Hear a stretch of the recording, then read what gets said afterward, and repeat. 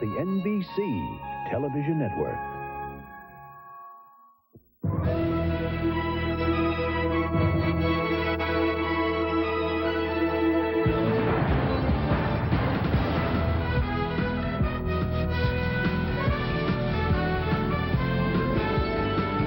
Next on NFL Live. You got to show up, and unless they carry off, you got to show up. Bill Parcells' health is almost back to normal, but he says he'll consider his future at the end of the season. I talked to him about that.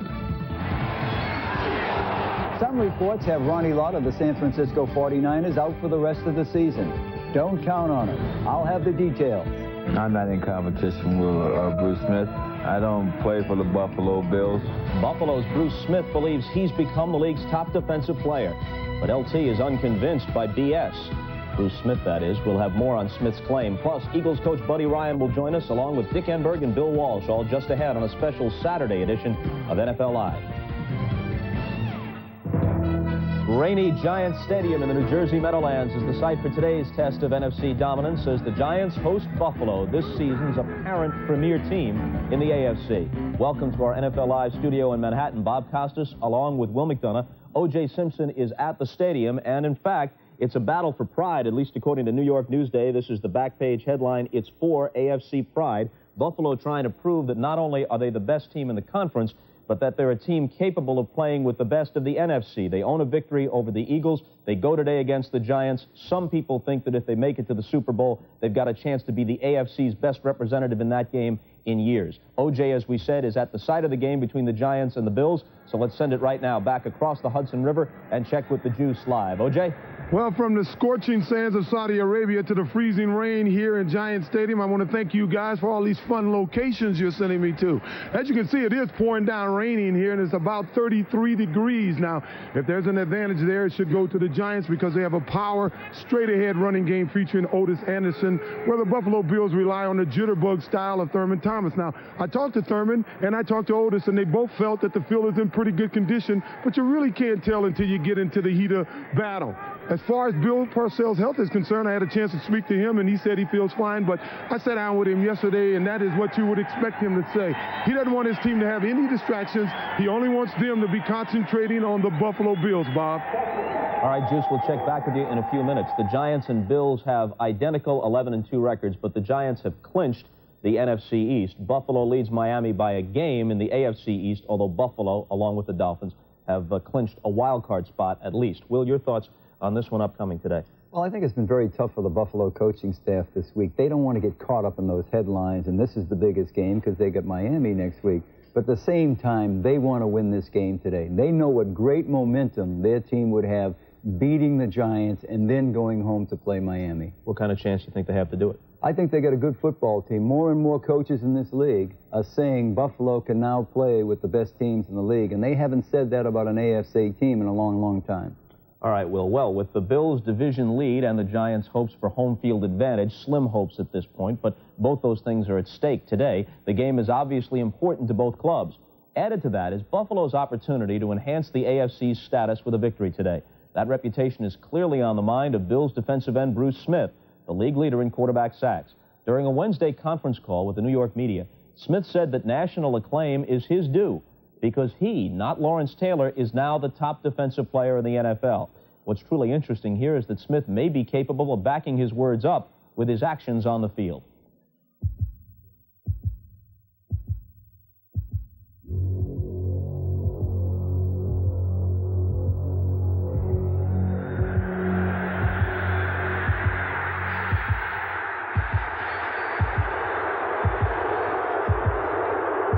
I've been watching a lot of film. I watch film, defensive film, and I watch offensive film. And some of the things that I've done out there on the field, I haven't seen anybody do yet this year, so I think I deserve some credit. Bruce Smith is one of the best pass rushers in the NFL. You know, if he's not first, he's in the top one. I'm not in competition with Bruce Smith. I don't play for the Buffalo Bills. I could care less what he does for Buffalo Bills. I play for the Giants, and I try to give them the best chance to win. And it's simple as that. You know, we we are not in competition with each other. You can't take anything away from Lawrence Taylor. I think over the last 9-10 years, he's been the most dominant defensive player in the league. He's the guy that does it all. And I think right now, it's just time to give some other people some credit. And I think, speaking of myself, I deserve the credit right now. Smith's 19 sacks, more than twice Taylor's total, lead the NFL. Smith certainly won respect from Jeff George last week with 4 first-half invasions of the Indy backfield. You know, no matter who's out there trying to block a Bruce Smith, I don't care if you're the best in the league, you're not going to stop him. Last play, I believe I was in, I broke free somehow, and he saw me coming. He said, "Oh." Yes, pleasant family fare during this Yuletide season. Besides leading the league in sacks this year, Smith needs just 4 more to set a new single-season NFL record. But keep in mind, the records have only been kept officially since 1982, so we don't know how many a guy like Deacon Jones might have had, for example, in the glory years with the Rams. Eagles coach Buddy Ryan had the unenviable task of having to prepare his team for both Bruce Smith and Lawrence Taylor this season, and with mixed results. Philadelphia split the Giants series and lost to Buffalo in Buffalo 2 weeks ago. Earlier, I asked Buddy Ryan to compare the two teams. Well, I think the Giants will win. I think overall they're a better team when you take the, offense, defense, and special teams into consideration. Buffalo's offense, especially early on in their game against you a few weeks ago, really clicked. Kelly put, I think, 24 points on the board in the first quarter, so they were hot against you. Well, you can't take that, so many bad things happen. They threw 2-yard passes and ran 90 yards for touchdowns. I mean, those things don't happen with missed tackles. They got 6 points the last 3 quarters, so I believe the Giants will win the ball game.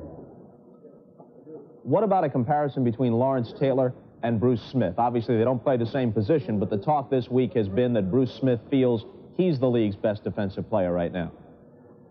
Well, he's a great player. There's no question in my mind about that, and we had a tough time with him. The big reason was the crowd noise. We had to go on a silent count, and so he was going on the same count we were, and he was getting off better than we did. So we had a tough time with him. He's a great player, no question. You've played a couple of AFC teams in the last few weeks on the road each time, in Buffalo, in Miami, lost both games. Do you think at least the top teams in the AFC now are a little bit closer to the NFC than maybe the past few years? Well, I think that's true. I believe particularly Buffalo, I think, is more of an NFC-type team. In what respect? Because they're physical? Well, they're more physical, yeah. They play, a tough brand of football on both sides of the ball. Of course, in any discussion of the league's great defensive players, somebody is sure to mention Buddy Ryan's own Reggie White. The Meadowlands is not an unfamiliar venue for the Bills, who play the Jets there each year as part of the AFC East schedule. But when the Giants are hosts in the stadium of the same name, the atmosphere is decidedly different. For Bill Walsh's 49ers, the land of the Giants was sometimes downright inhospitable. In the 1986 playoffs, San Francisco was demolished 49-3, and Joe Montana suffered a concussion on this brutal hit by Jim Burt. It was the most lopsided loss of Walsh's 49er career. But the following season, during the players' strike, Walsh surprised everyone by taking a page from the college playbook and running the wishbone, getting the most out of his replacement players. Even Bill Parcells found it amusing. And for at least once in his life, Bill Walsh was without a comeback.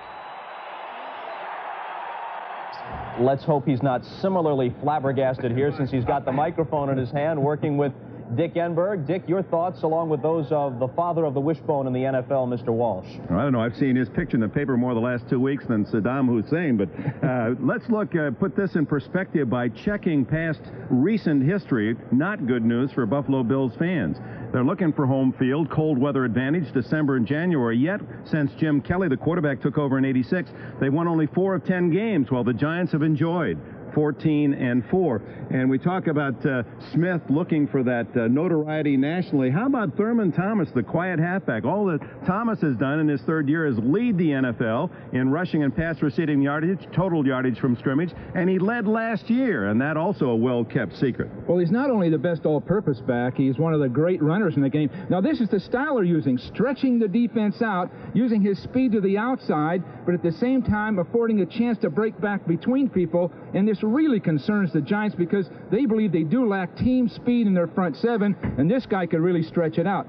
On the other hand, you fake the run with Thomas, and then look down the field for the big play by Kelly to Lofton or Reed, and then come back to Thomas as an outlet. In this case, Kelly moves to his right, locates Thomas. Thomas, with his fine hands, he gets 8 or 10 yards out of a play that a year ago would have been an incomplete pass. Well, Bill Parcells told us he thinks defense first. That's what wins championships. How do you defend Thomas? Well, Belichick, the coordinator of the Giants, is going to have people located outside everybody, coming to the inside, Taylor and Banks in particular, to cut him off, because once he gets outside on this surface, even on a day like this, he can have a great afternoon. And for the Giants, Bob, they will counter with a halfback that likes to catch the pass as well. He leads the Giants, Dave Meggett, and tough on those kick returns as well. That kickoff about 20 minutes away. Robert? All right, Dick and Bill, thanks a lot. Coming up, O.J. talks with Bill Parcells, who spent the week planning ways to beat Buffalo, along with making a few trips to the hospital. That's next as NFL Live continues. NFL Live is brought to you by Radio Shack, America's technology store. Nobody compares for Christmas shopping. By your Toyota dealers and their quality line of cars and trucks. Toyota, I love what you do for me. And by Reebok, it's time to play.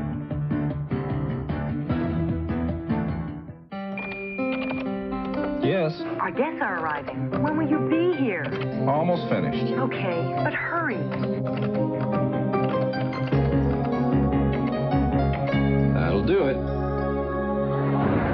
Got the report done for the office. The Tandy 1000 TL2, powerful enough for business, affordable and easy enough for the whole family. Specially priced for Christmas, save $200. Only at Radio Shack, America's technology store. Nobody compares for Christmas shopping.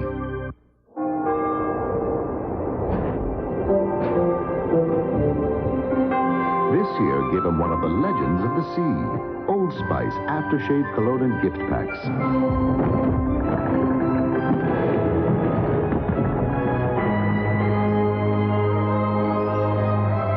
Now being shipped in time for the holidays. So give him the clean classic scent of Old Spice and celebrate goodwill toward men. It starts with the right attitude.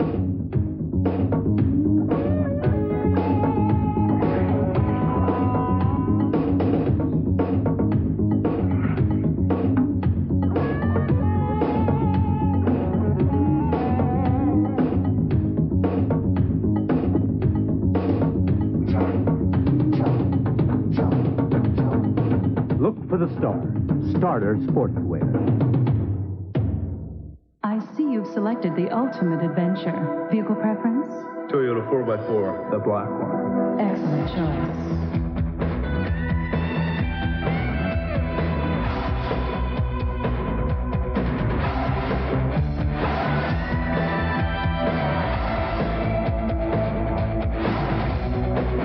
Oh no, we've lost another one. 1991 Toyota 4x4, the ultimate adventure. Bill Parcells and Marv Levy sharing a moment before heading out into the rain today at the Meadowlands. And, of course, O.J. is well accustomed to this kind of football weather based on his years with the Buffalo Bills. Let's go back to him at the Meadowlands right now. O.J., how is Bill Parcells feeling after all his difficulties this week with kidney stones? Well, as I said, he don't want to talk about it too much. You know, Bob, they say that the pros play hurt and that leadership is by example. Well, in this very stadium last week, Bill Parcells did justice to both of those statements.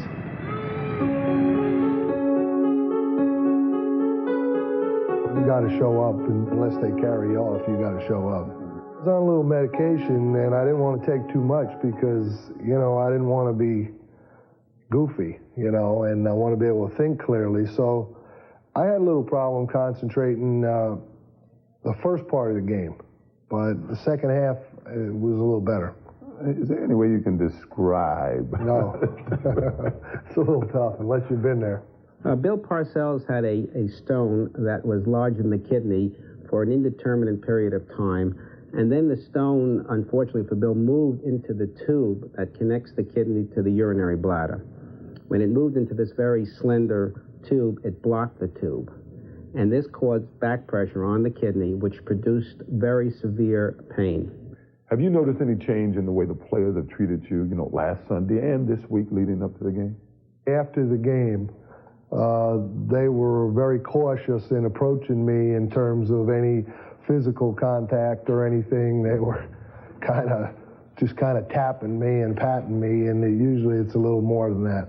Only a few people knew he was in pain and that he had a problem the night before, and I think Maurice Carthen was one of those guys. And I remember before we went out, Maurice Carthen said, "Are you okay, Coach?" And he turned around and looked at him with a serious face and being himself, said, "Hey, don't you worry about me, just win the blankety-blank game," you know. And so that was his attitude going out there. To hell with the way he felt. Let's just go out there and try to win this and get it over with.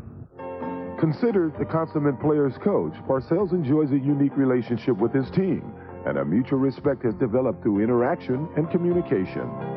My personality, I think, is reasonably outgoing toward the players. I don't really hide my feelings from them in any manner. Don't you make your mind up with him. I'm trying to get the first down. Where you want? We're going. Bill, come on, let's go now.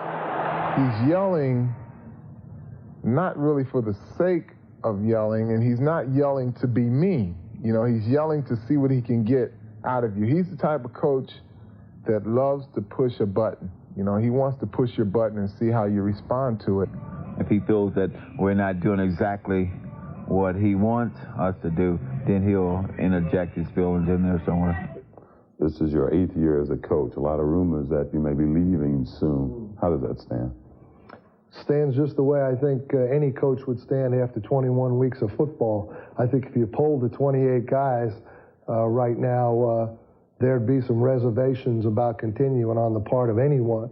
But I'll do just what I did every year that I've been in the league. When the season's over, and I'll sit down and I'll think about what I'm going to do. Right now, all I'm concentrating on is Buffalo, and next week it'll be Phoenix, and then New England, and then the playoffs. After that, I'll worry about other things. But if you were to win a Super Bowl, would it make it easier to leave the game now? Yeah, it would. Bill Walsh. Yeah, a la Bill Walsh. Yeah, it would. Make it a lot easier. Okay, a little word association here. New York Giants. Slow and friendly. Super Bowl 25. I don't have a crystal ball. New York media. A lot of them. Kidney stones. Not my favorite subject. Understandably so, but important late-season football games are among our favorite subjects, and Will McDonough is back with more when we continue here on NFL Live in just a moment. Stay with us. Bills and Giants coming up from the Meadowlands. Quote.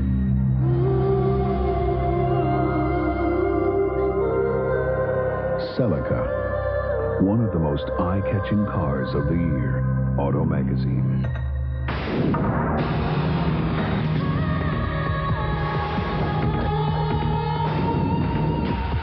The performance is stunning. Sports Car International. Unquote. The 1991 Toyota.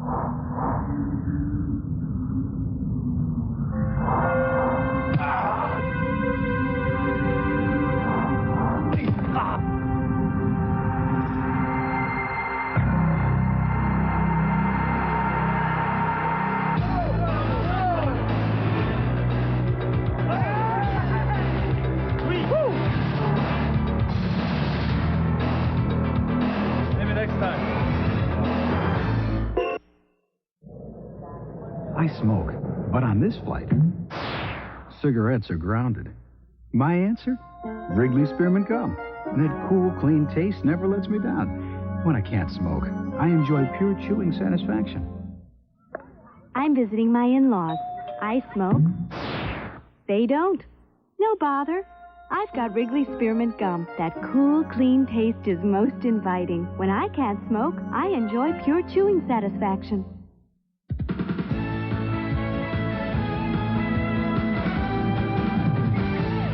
All right, here we are in Will McDonough's corner of the world. There have been widespread reports this week that 49er safety Ronnie Lott's knees may finish him for the season. True? I think it's false, Bob. You know, those stories were written before Ronnie was examined yesterday afternoon in Los Angeles. I talked to his agent, Leonard Amato, last night, and he said, Ronnie does not need surgery. The doctor in L.A. told him it's just a second-degree sprain of his left knee. He doesn't feel he can play Monday night, certainly, against the Rams, but does feel he could be able to play before the end of the regular season and certainly should be ready to play in the playoffs.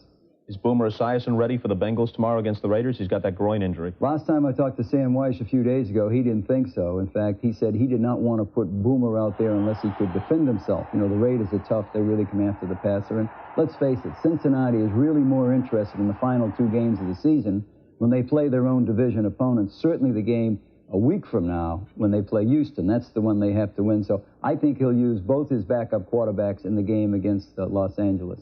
Eric Wilhelm and Todd Philcox. Todd Philcox, righty and a lefty. He told me he'd use them both. So he's got the left-hander and the right-hander in the bullpen. He can change according to the situation. Yeah. How about Don Majkowski now that he's had the shoulder surgery and obviously his year is finished for the Packers? Well, he's very upset about it, at least according to his agent, Bob Wolf. You know, when Don went out to San Diego for a second opinion on his shoulder, he really thought that he was just going to have minor surgery. But then when they looked at his shoulder, they discovered an 1.5 inch tear of his rotator cuff. And according to Bob Wolf, his agent again, he said the doctor said it could be career-threatening, even though they do feel that Majkowski, with proper rehabilitation, will be able to play again next season.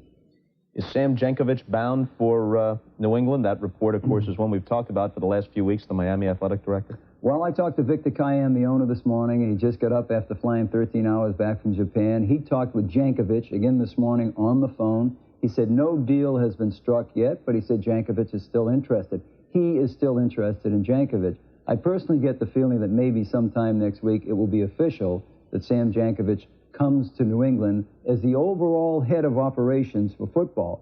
But I asked Kiam now, does this mean General Manager Pat Sullivan is definitely gone? He said no. He's going to talk with Sullivan today and probably again in New York next week about his future.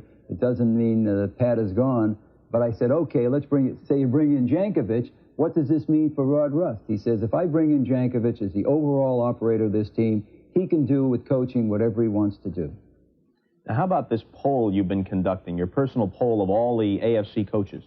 Well, Bob, I've done that the last few years. I try to poll all 14 coaches. I think it's sort of fun for the fans. What do the coaches really think? I said, who's the offensive player of the year in the AFC, the defensive player of the year, and the coach of the year? You know, they can't vote for themselves, and they can't vote for anybody on their team. So I think the results are going to be a little bit interesting for the people to watch tomorrow. Okay, we'll reveal the results of Will's poll tomorrow on NFL Live, and when we come back after this, we'll make one last check on the pregame scene at Giant Stadium. Stay with us.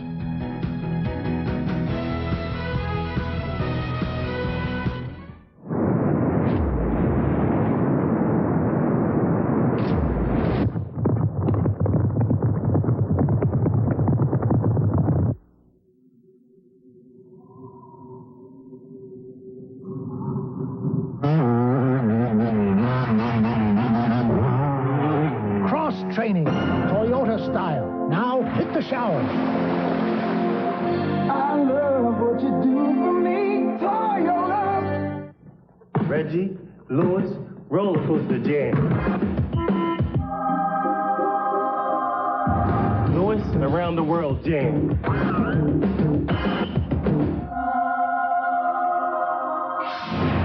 Reggie, Reverse Jam.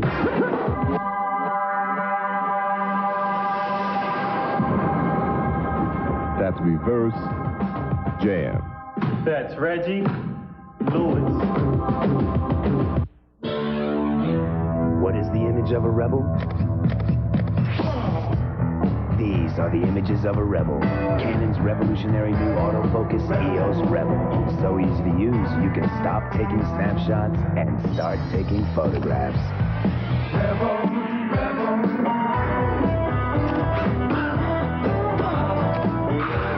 Image is everything. EOS Rebel from Canon. So advanced, it's simple. Only one antiperspirant in the world helps keep you so dry with the cool, clean scent of Old Spice. Only one deodorant in the world has so many odor-fighting ingredients with the cool, clean scent of Old Spice. There's only one Old Spice. When you're all stuffed up and use an ordinary nasal spray, it drips into your tissue where it can't help you breathe. But not Sinex Ultrafine Mist. Its medicine stays where you need it, so you can breathe the way you want to. We don't drip down, we clear up. I don't hear. Countdown to kickoff underway here. Just a few seconds left in the program. Back out to the juice. Quick pick. Hey, Bob, I'm an old Buffalo Bills. I like the Bills 1917. He's thought about it for a while. What do you think, Will? Giants, home field in the weather. Jumbo Elliott is the guy that's going to draw the assignment of blocking Bruce Smith. Will Wolford of Buffalo primarily to block Lawrence Taylor. Their names to watch. Obviously, both teams will use complicated schemes, but pressure on Elliott and on Wolford. We clear out of here. Turn it over to Dick Enberg and Bill Walsh in a minute. Mercani on News Watch 10. This is an NFL playoff team. This is what happens to a playoff team without home field advantage. Is he the NFL's best defensive player? Is he the game's top running back? Are the Buffalo Bills Super Bowl contenders or just another AFC pretender? Number 78, Bruce Smith, believes he and they are super. Smith ignited controversy this week when he claimed he was the NFL's most valuable player. And he may be. He leads the league with 19 sacks, and he has the 11-2 Bills believing they can beat anybody. Number 34, Thurman Thomas, his numbers argue he's the best offensive player. For the second consecutive season, he leads the league in combined yardage. Today, Buffalo faces a fired-up Lawrence Taylor. LT is out to prove he's still the best. The Giants, 11-2, have allowed the least points of any NFL team. The Big Blue defense for the Big Apple is set to counter Bruce Smith, Thurman Thomas, and the boys from Buffalo. NBC Sports presents the National Football League. Today, it's the Buffalo Bills versus the New York Giants.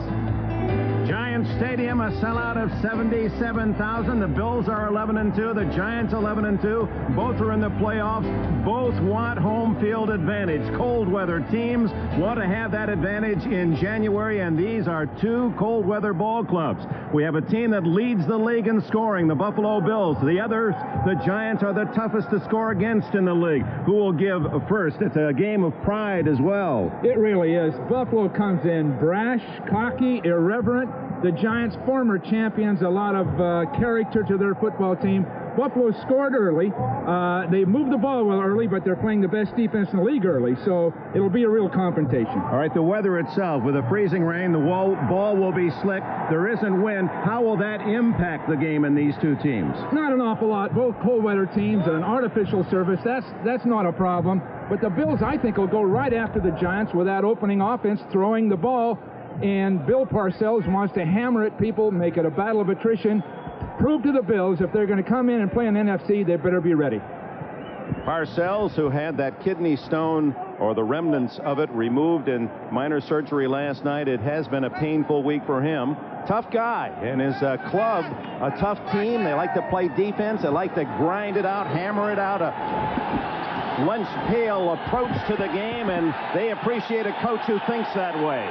He coached tough all week long. Marv Levy, his team again in the playoffs. Oh, how he would love to entertain AFC playoff action up at Rich Stadium in Buffalo. And, of course, his players' thoughts also on that key game with Miami next Sunday. The fans up there know that that game, in many ways, more important for home field. But this is a game that will decide whether the Buffalo Bills really are in the NFL elite. And are they a serious AFC challenger? AFC has been dominated thoroughly in the last 6 Super Bowls, and the Bills feel it's their turn. This will be a chance to measure. A real contrast in styles, Dick. AFC team coming in, first real physical team the AFC has put on the field in a number of years. And this is, to me, the most interesting game of the year. The most, in a sense, it could be the most exciting, but these contrasting teams, one trying to establish itself, and the other trying to hold on to the real character that Parcells has developed in them over many, many years. Some legitimacy in this being a possible Super Bowl preview. Norwood's kick is short. Rookie Rodney Hampton at the 13. The ex-Georgia star, who would be a senior in college this year had he stayed in the SEC Conference, takes it to the 28-yard line. Here comes veteran Phil Simms and the Giant offense, Jumbo John Elliott. He'll be assigned to Bruce Smith most of the day. Roberts regarded as the best of those 5. Oates, Moore, and Riesenberg. Sims has Otis Anderson, now the number 8 rusher in history. Carthen the blocker, Ingram and Baker the wideouts, Bavaro the tight end. Those two go out in the 3 wide. Manuel comes in with Meggett, the leading receiver.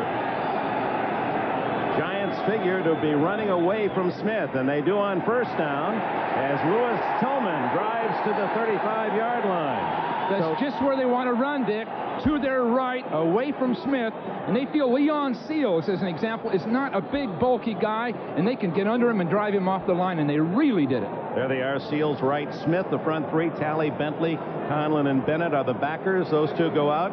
In the nickel, David Poole and Clifford Hicks, former Ram, come in. Williams, Odoms on the corners, the rookie Williams, Smith and Hagee at safety. Second and short. Diving is the veteran Otis Anderson. No, it was Tillman again. And Tillman is close to the 37-yard line, a couple of yards shy of a first down. Bruce Smith lined up inside, then jumped way outside. And you see him come down underneath everything, and he is so tough to cut off. He gets his pads below the offensive blockers. But before the ball was snapped, he was over the center lined up, then he moved well outside, then he slanted right back in. So they're going to move him around, especially on the right side.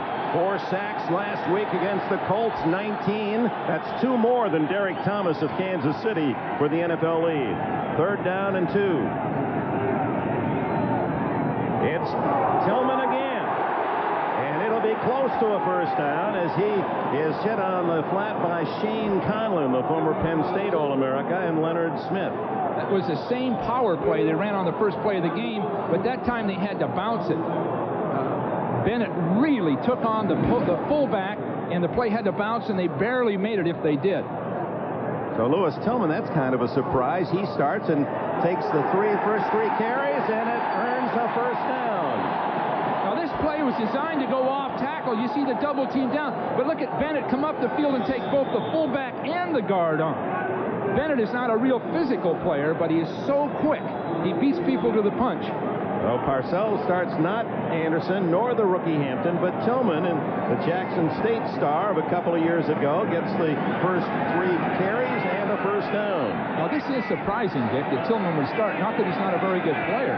They've got a couple of guys playing in front of him that are pretty darn good. Tillman again, straight ahead, 41. I wonder if the weather, the fact that maybe Parcells feels that Tillman more reliable in handling the ball, although the veteran Otis Anderson is mightily highly regarded in that respect. Well, we know one thing for sure. You pointed it out. They're going to run to the right as much as they can. They'll just keep Buffalo honest when they go to their left. There's Otis Jerome Anderson, O.J. Here's a confrontation. Jumbo Elliott, 76, and the man he'll be meeting all day long, 78, Bruce Smith. Smith again moving all around the field. Hampton in there now for the first time. Here comes the rookie. He's close to a first down at the 49 before Conlon and Williams can collaborate. Again, they broke off the right side, and they're knocking Seals back off the line of scrimmage. Bavaro doing a beautiful job on Bennett. He takes Bennett 3 yards to the inside and 3 yards up the field. So the Bavaro-Bennett confrontation could be a critical factor throughout the game. Hampton, 215 pounds. He's only 21 years of age, signing after his junior year at Georgia. So a couple of first downs for the Giants, all on the ground as expected. Ingram in motion. Hampton goes the other way, Smith's side, and he's into Buffalo territory. A gain of a couple to the 49. Nate Odoms, any field he's playing all-pro corner, comes up to make the stop. Bruce Smith again is ready to dominate to his inside and break up a play. He is so tough. Look at him split people, taking the guard down and just creating a huge pile. Now that's what it's going to take to stop that awful tackle play. The fullback and the guard pull and run together. A great defensive player will take both of them down and leave the ball carrier stripped. Sims, hand off to Hampton, cuts back inside to the 40, could go all the way to the 9-yard line. Rodney Hampton.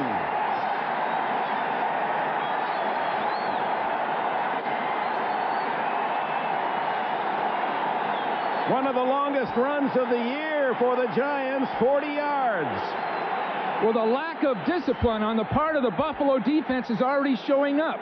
Now, they make great big plays defensively. Now, look at Smith come way up the field here and be out of it. Then the ball will break back to the inside, and Smith really won't be able to catch it. But now he's moving way outside. Watch him try to catch it from behind and doesn't quite make it.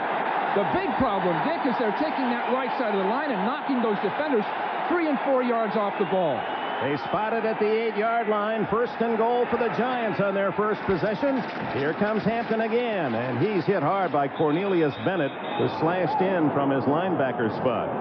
Well, the plan was, in talking to Giant coaches, that they were going to their right, and are they? The big problem with this Bill defense is that they're undisciplined. That time Bennett went well inside, and Bavaro just simply took him and rode him all the way across where the ball was snapped, leaving a huge hole in there. And Hampton, who in the preseason ran 89 yards for a touchdown against Buffalo, in his first pro carry, comes up with a big 40-yarder today from the 6.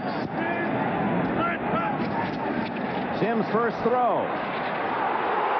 Wide open, but he didn't run it, and now this one batted in the air, caught by Hampton, and he's tackled at the 2-yard line. You could hear the crowd almost begging Sims to run to the left. There was no one over there trying to jam the pass. Everybody wanted him over there, Dick. 70,000 people were screaming to him to run. He's looking to his right. A pick play's not there. Now look in front of him. Nothing there. Nothing there. And he at least could have gotten to the goal line if he hadn't gotten over. And Hampton, the right man in the right spot for the Giants to get the carom and a gain of 4 yards. Beautifully defense. And you see Bennett jump up to block an anticipated pass. And Bennett might have been able to catch Sims. He's awfully quick, and he'd cut across the defense. But still, the hole was there. Credit Leon Seals, the man who batted the pass in the air. Hampton saving it for the Giants, and Sims will call timeout. 1 second on the play clock, so he didn't have time to initiate the action. So the Giants threatening on 3rd down. No matter where you look, there's Mazda. We're introducing new products like the Miata, setting new sales records, winning the respect of the automotive press, and winning awards for both quality and customer satisfaction. But most important, we're making thousands of people feel just right. It just feels right. I see your shining through. I see your true colors shining through. Don't be afraid to let them show. Catch the true colors of the season on Kodacolor Gold film.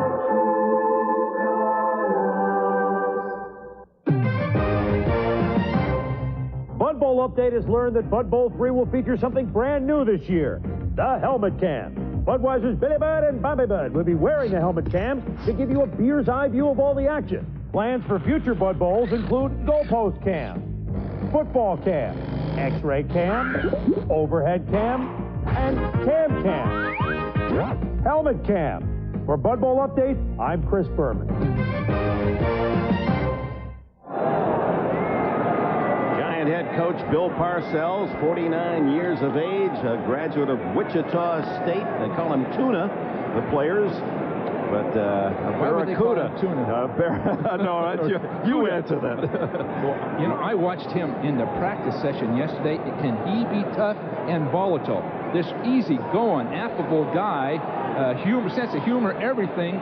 But when he sees something on that field, he is direct, and the players respond, and that's the bottom line in coaching. What do you think he's called here? 3rd and goal at the 2. Well, that tailback's going to get it and go to his right, is my guess. And the tailback is Rodney Hampton. 2 tight ends, Bavaro on the left. They run right. It's Hampton to the goal line. Did he get in? No, he stopped at the 1-foot line, and Parcells, who has a penchant for going for it on 4th down, sends in Otis Anderson. The Giants will not try the field goal, and they love it here at Giant Stadium. expect the same thing to happen. They'll take Otis this time, Otis Anderson, and put him off that right side and get an extra tight end in motion, most likely blocking over there, and just take it right up over the top. The veteran Anderson, who leads the Giants in rushing this year.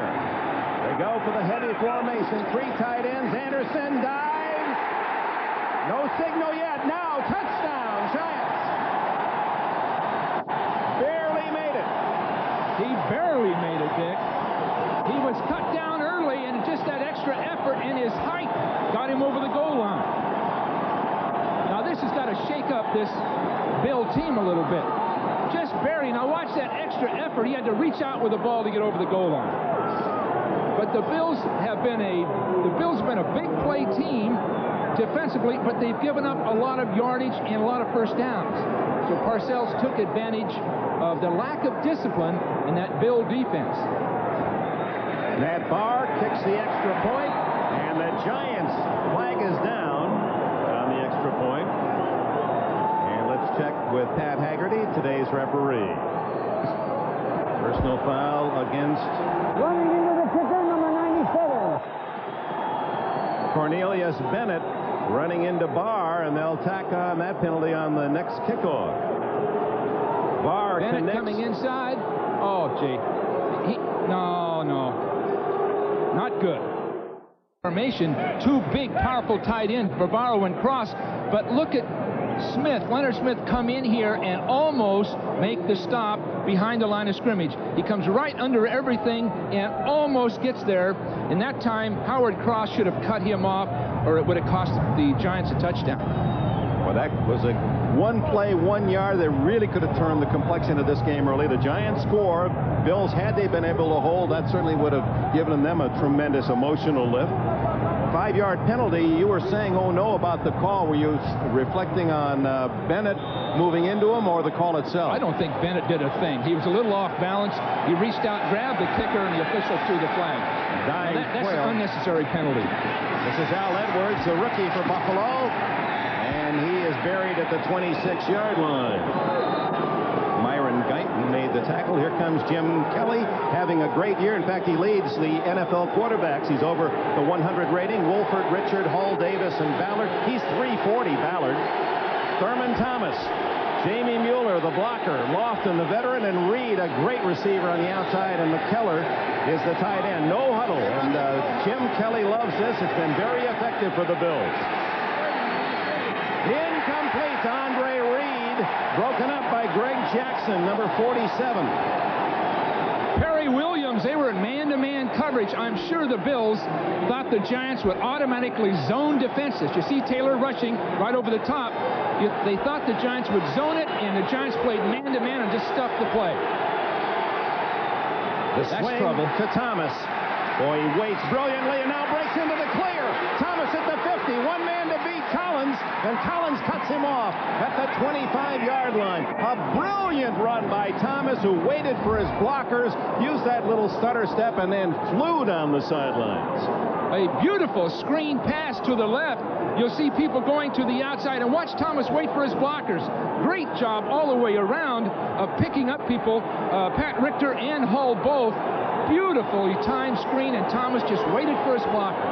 49-yard run by Thurman Thomas, who has 1,083 this year coming in. Underneath, incomplete to Beebe, and there goes a flag. They hit him too soon.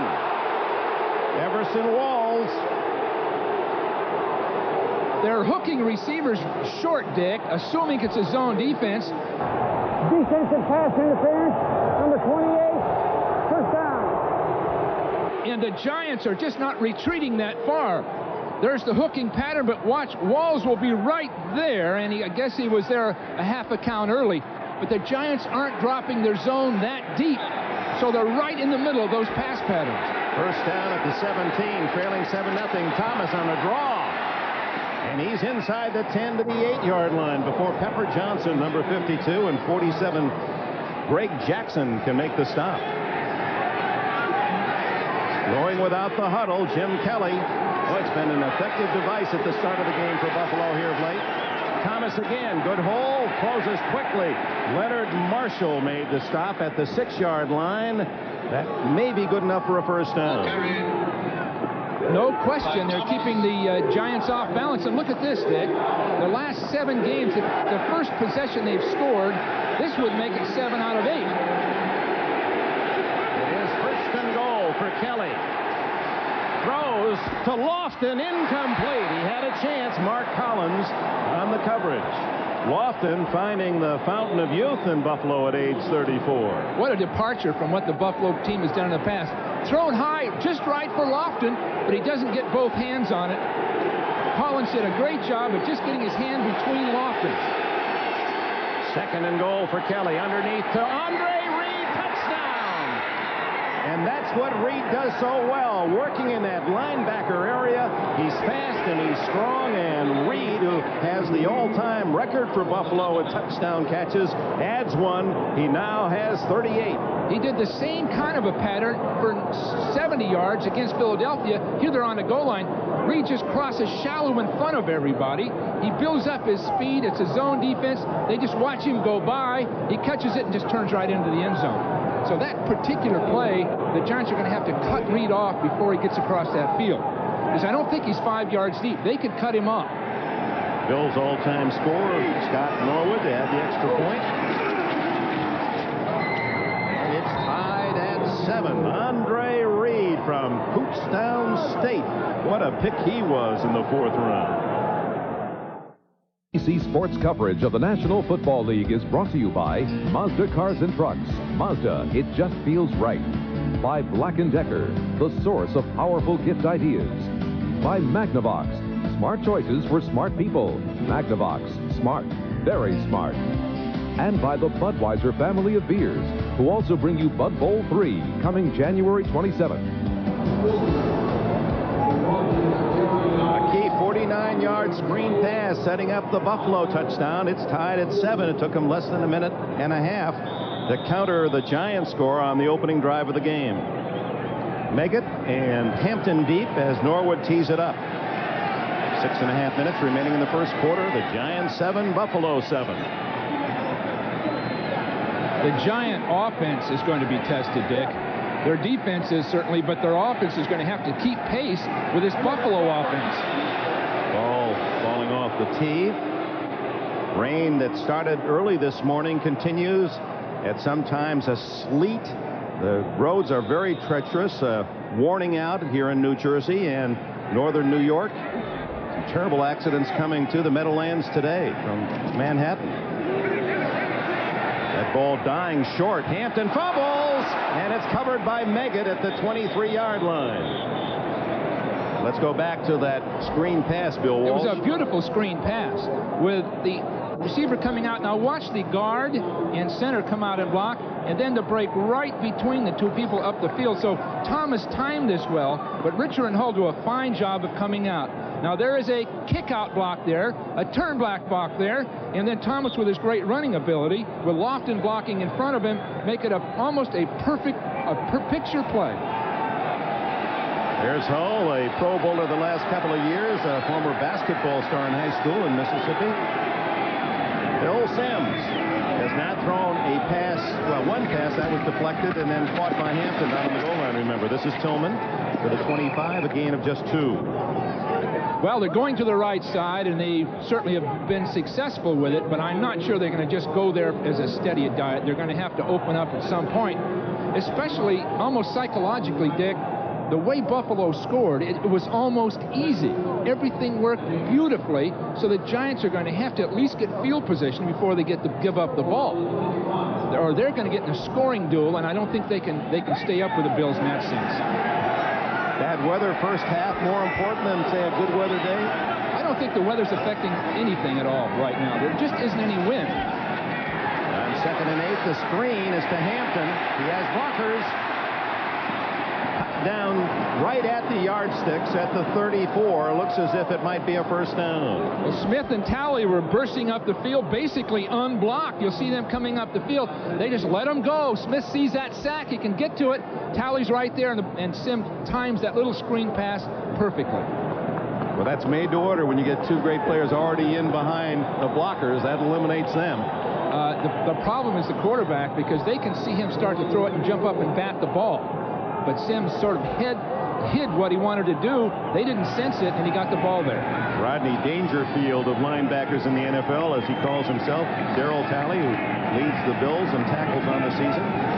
First down. And Hampton.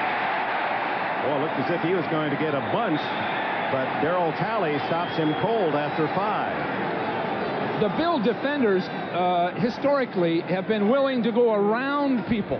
In this case, you'll see Talley at the right of the screen slide back inside and get picked up beautifully by Jumbo Elliott, but the ball carrier net in this case sort of broke right into that block. But the Bill defenders have historically gone around the blockers, and that's given the Giants a chance to run. Now Talley, this is probably the guy that everyone underestimates his ability and doesn't appreciate it, but he's really a Pro Bowl linebacker. On second and about 5. Underneath the Hampton, Smith can't bring him down, and there's Bentley. Ray Bentley from Central Michigan brings him down at the 40-yard line. It'll be 3rd and 3. Talley again broke that play up. He got right into that and stopped that screen. It had nowhere to go by the time Bentley got there. So Bentley sort of cleaned up on what Talley set up. Now you see Talley backing off. Now watch him attack this screen. Bang, he hits the blocker, and his position, he keeps his feet. Then Bentley just cleans up on what he did. William Roberts, 66, having a big season for the Giants. They're promoting him for the Pro Bowl. 3rd and 3. Sims, second pass attempt. Incomplete.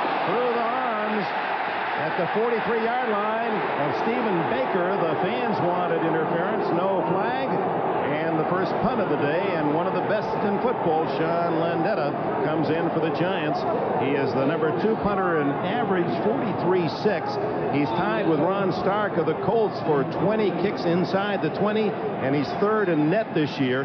As the weather becomes cold or snowy, he becomes more important as a factor, a real weapon for the Giants. Is he important in this particular case? They've got to back up that Bill offense and make him go the length of the field.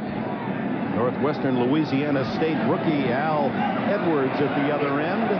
Ball kicking along the sidelines and out of bounds at about the 22-yard line. And with it a timeout, 3:14 remaining. First quarter, we're tied at 7. The Raiders. Boomer and Bo. Sunday. Welcome back to Giant Stadium. The Bills with their second possession. Quick look at the Giant defense. Washington, Howard, Marshall. They're nicked down in that pit area for the Giants. Banks, Diassi, Pepper Johnson, and Lawrence Taylor. Terry Williams comes in the nickel to join the back 4 of the Giants. Collins and Walls, Guyton and Jackson.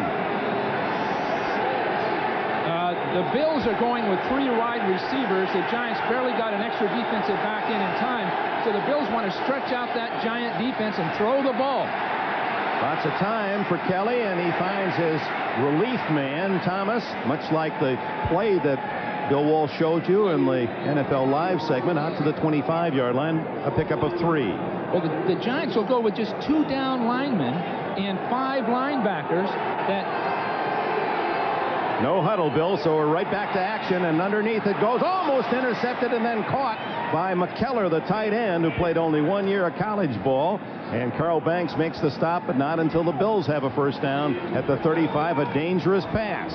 The Giants have gone with Howard and Marshall as defensive linemen and 5 linebackers moving around in different positions.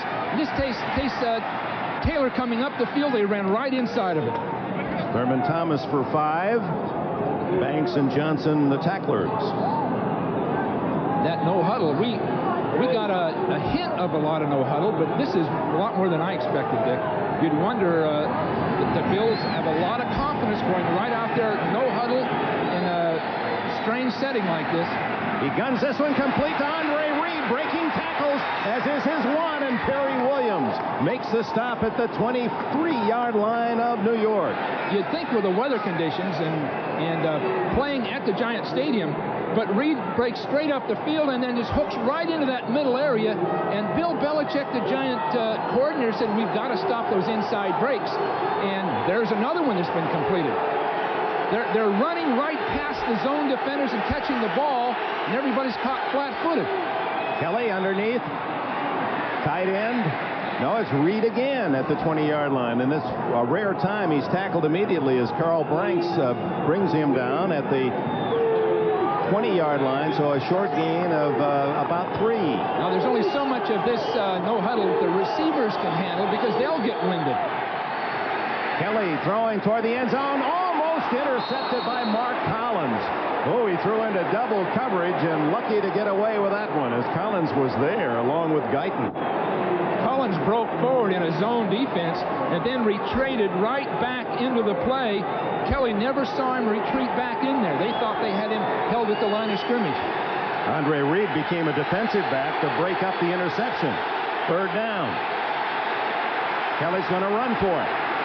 Lawrence Taylor from behind, and Guyton, or it was Greg Jackson coming up from the secondary, make the stop. It'll be short of a 1st down by about a yard. This is as well as I've seen Kelly play. A year ago, people worried about his fundamentals and his judgment and being inconsistent, but thus far in this game, it's almost a perfect game for a quarterback. He's moved when he's had to, adjusted his position. That time his run was spontaneous and well done. Well, Marv Levy is not going for the field goal with less than a minute to go in this 1st quarter. It's 4th down and 1 at the Giant 15.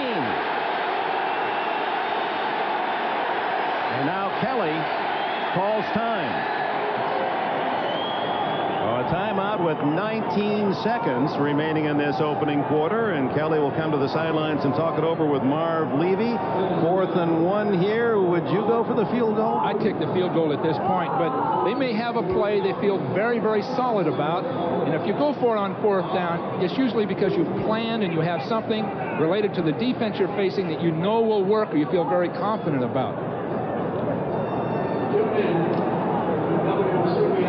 Jim Kelly, in talking with him yesterday, one of the things that he did in the offseason was study films of every interception he made last year. And he said, as you look at Collins very close to picking one off there, that it was whenever he was throwing off his back foot, not stepping into the play. Well, he stepped into that one all right. Kelly's really just developed so much more poise, playing so much more confidently. Part of it is Thomas receiving and Lofgren's receiving and everything in sync in their 4th year of working together. 3 tight ends for Kelly on 4th and 1.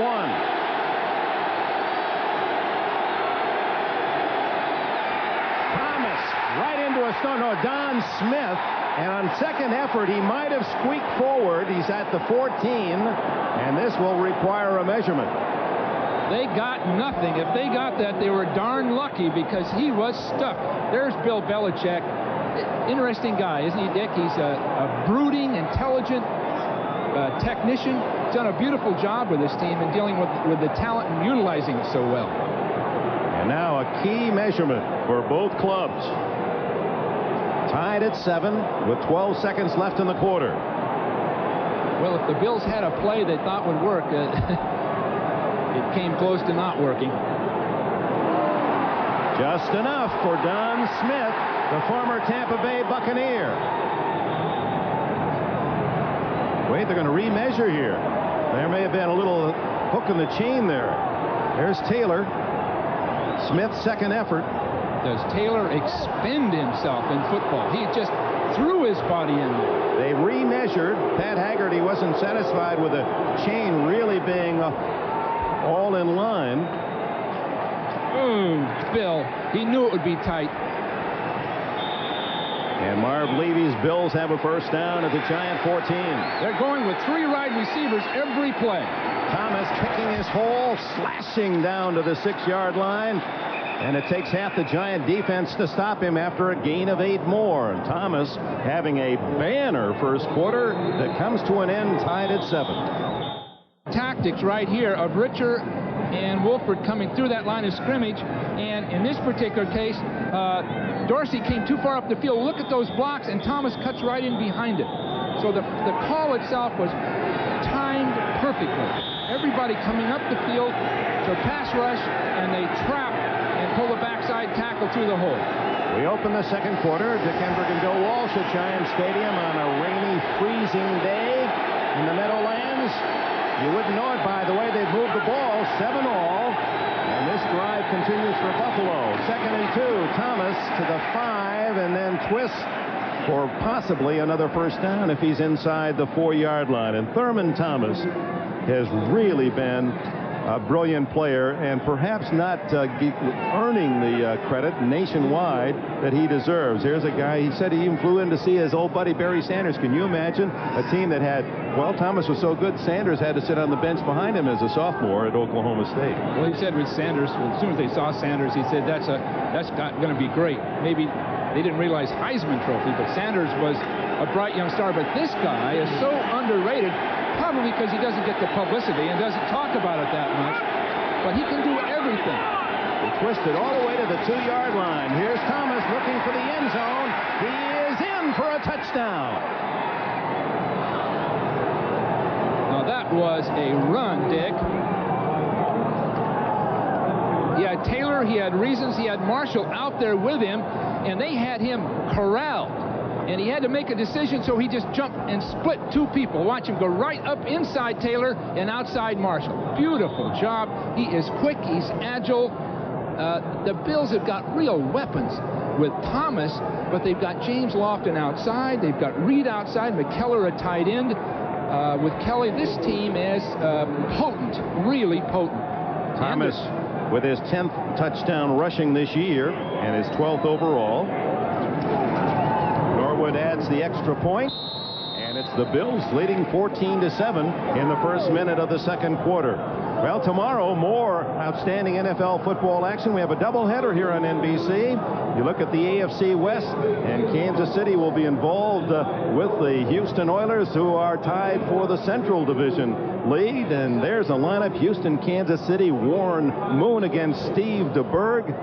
How about Seattle and Miami? That one. I didn't realize Seattle's already at 7-6. I kept thinking they were having a losing year. People are talking about them in the playoffs. What a beautiful job by Chuck Knox of bringing that team back from oblivion.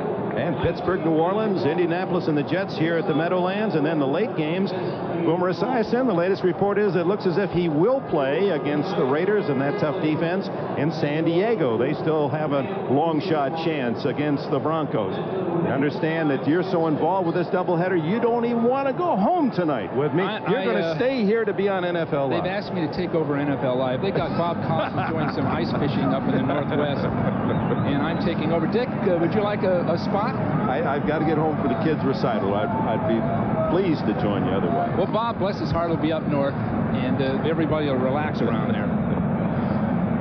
Oh, my. Thurman Thomas, 30 yards rushing. Of course, he also had that big 49-yard play on the pass. He's caught 3 or 4 passes as well in this first half. And he's durable. That factor is much like Sanders. They're durable guys. They can go all day, all season, and by their body build and their strength, they don't take the real punishment that other people do. You saw Meggett and Hampton dancing around, hoping that Norwood wouldn't see where Meggett's going. They're trying to kick away from Meggett toward Hampton, but Meggett's going to cut in front. Nope, they bobble it, and finally Hampton comes up with it at the 24-yard line and meets a crush of Buffalo Bills. The scary part of one of those plays is the fumble. Both backs are off balance trying to find the ball, and then when they're hit, they don't have control of it. But Hampton managed to keep control of it. The Giants are really going to be tested this drive because they haven't even slowed down the Bills. Now, both guys, normally there's a call between them, and I'd assume that Meggett would make that call. And Hampton still went for the ball. So whose fault it was, but that could be disastrous. Bill Sims starts at the 24, trailing 14-7. Make it the 25. And the give is to Tillman. Right into the arms of the Buffalo defense, Leon Seals from Jackson State. First to make contact. Boy, it can't be an automatic run on first down if the Giants are going to expect to stay with the Bills offensively. They're going to have to open it up. I know Parcells wants to grind it out and hammer the opponent, but they haven't faced somebody that scored this easily on them all year. The 49ers certainly couldn't do it. Dave Meggett goes out as a flanker right, and Otis Anderson now has replaced Tillman. 2nd and 8. Incomplete. Bentley flaps that left hand out there and knocks it away from Bavaro.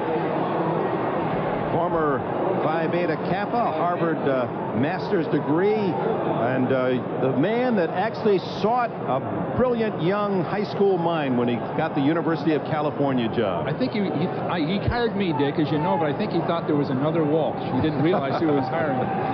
He said they used to draw these tricky plays, and he would have an eraser in one hand while you were drawing with the other. My left hand drawing them, his right hand erasing them. 3rd down and 8. Sims under pressure, gets it off to Baker. And Stephen Baker has a first down at the 44.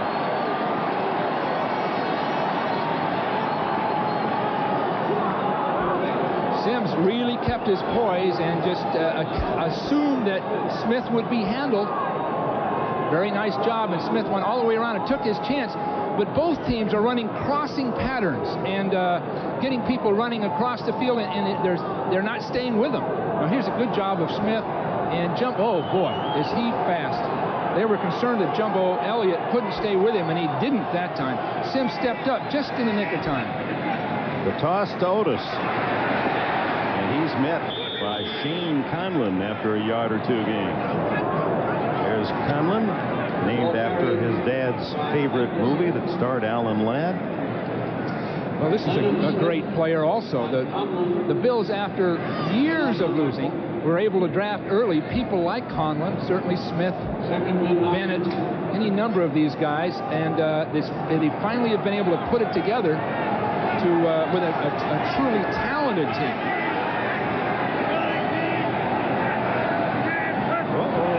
Seals into the backfield, the Buffalo tackle. Let's see if he was drawn off. 96.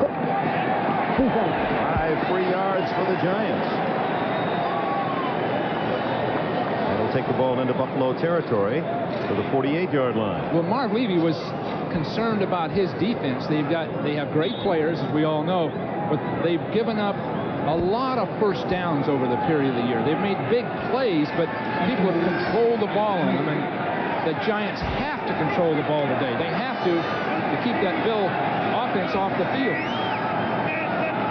14-7, the Giants. Anderson.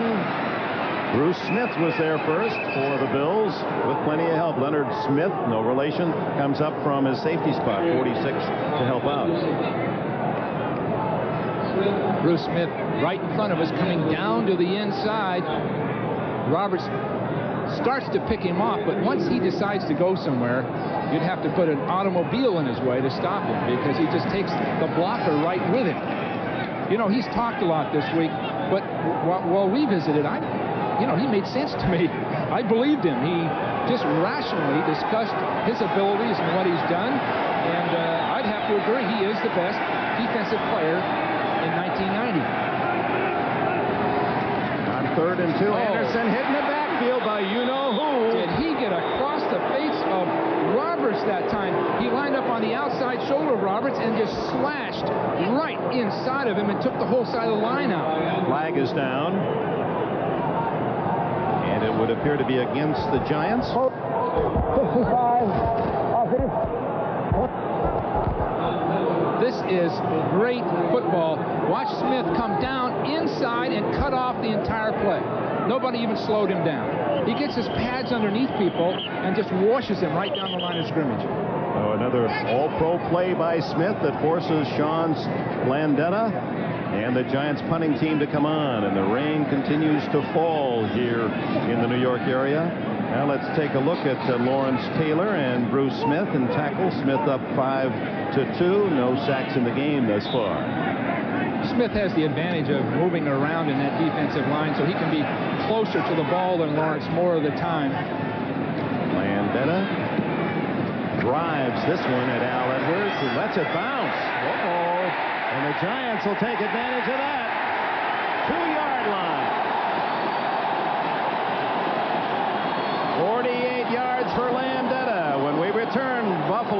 will begin near its goal line.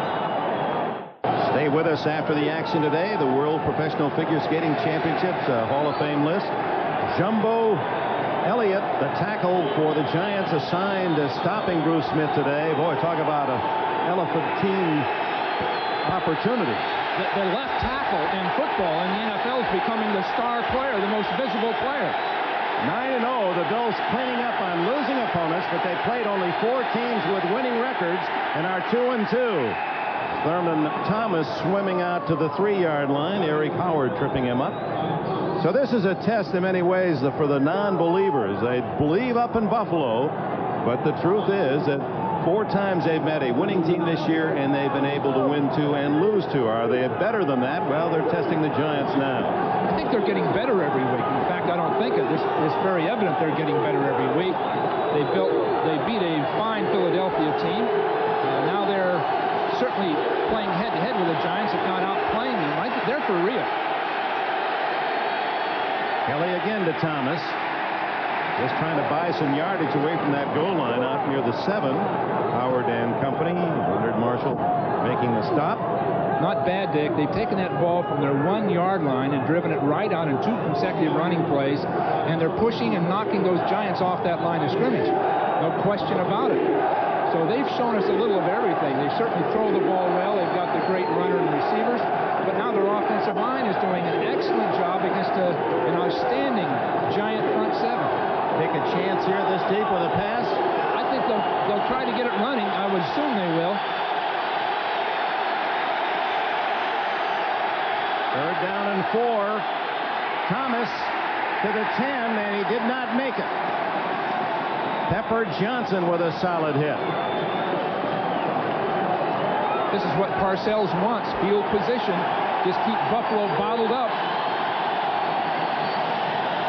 And Rick Tootin from Florida State will come in to punt for the first time in the game. This is the best AFC team I've seen in a long time, Dick.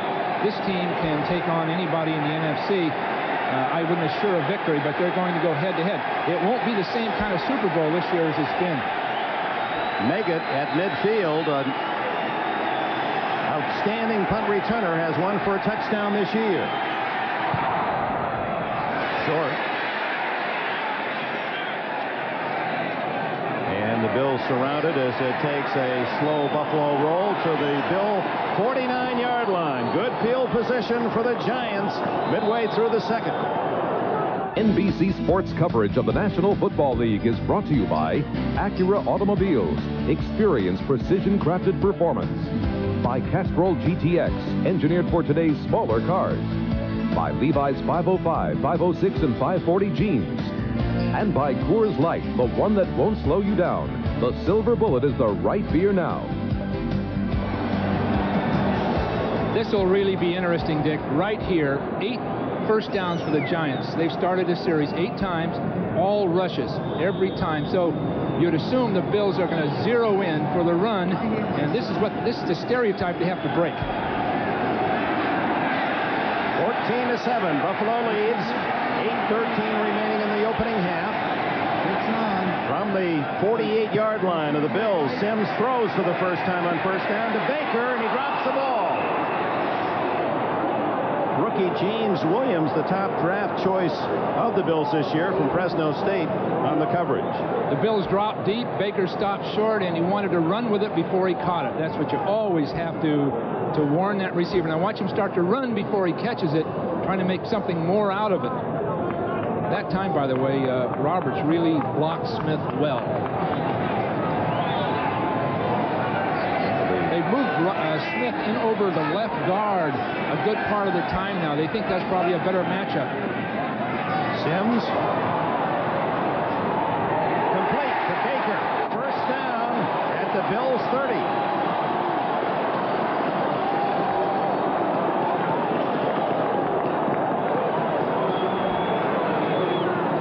They moved Sims outside, and you watch an out and up pattern, then he stops again. A beautiful job. An excellent pattern by Baker. But on the other hand, they took Smith moving down inside here, and you're going to see Sims run away from him. to the outside, sprint to the outside, and get away from him. Well constructed.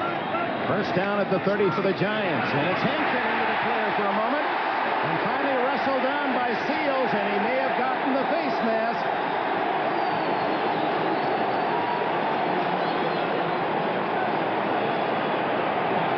At this point, this is the best game we've had, Dick. It really is. Both teams playing very, very well. A lot of action. A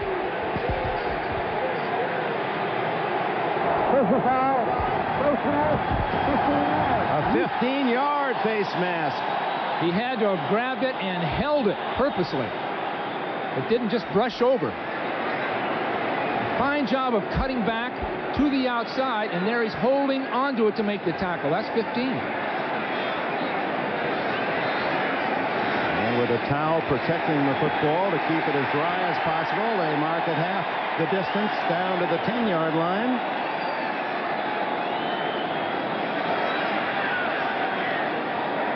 Rodney Hampton showing some terrific cutback moves for the Giants.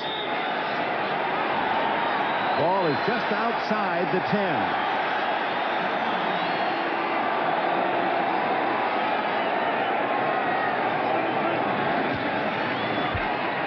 And Shane Conlon there quickly to stop him after a short gain. Cornelius Bennett chasing the play, got a piece of the action as well.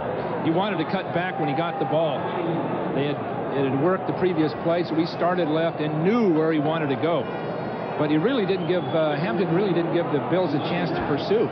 He started over there, and they were all waiting for him. A lot of real talent on this Bill defense, individual players.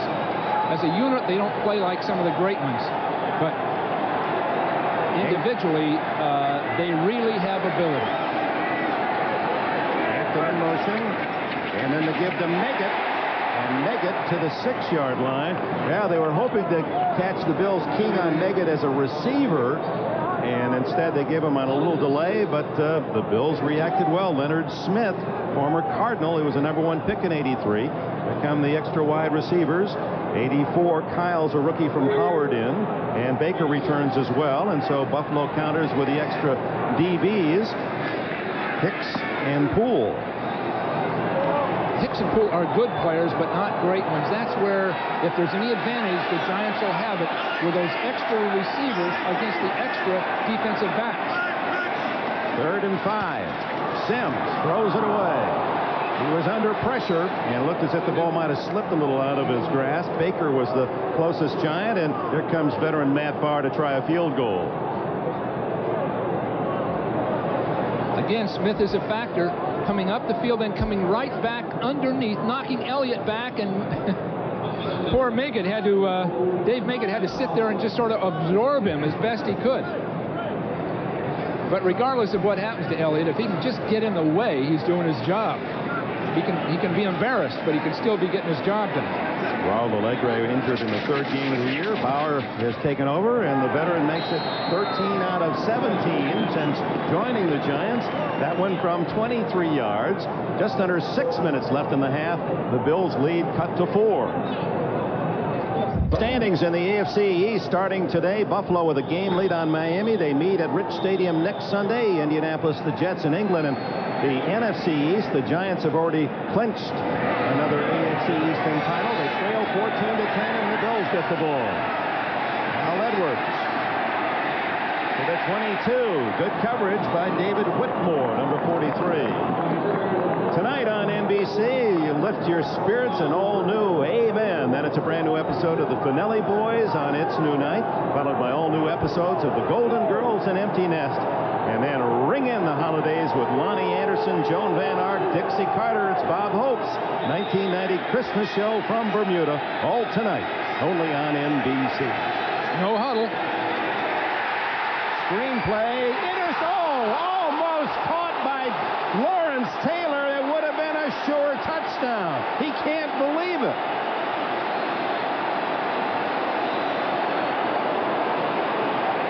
Would this have added to his mystique to come back and bring his team back that well?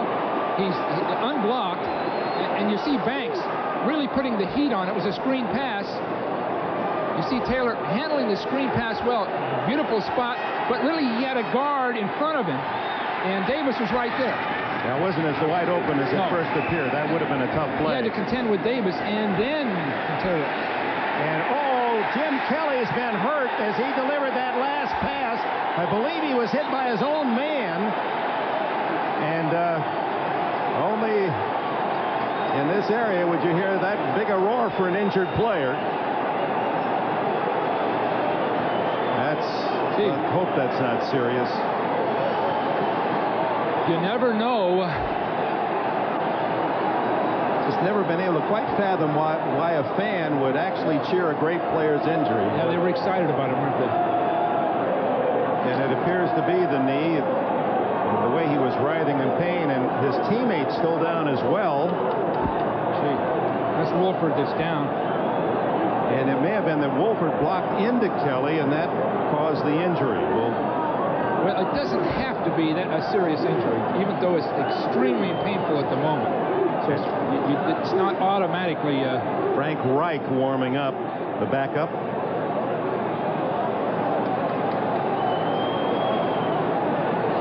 Kelly, who's had a solid season, as we told you, the best numbers of any quarterback in the NFL, a rating of over 100, 23 touchdowns, 9 interceptions.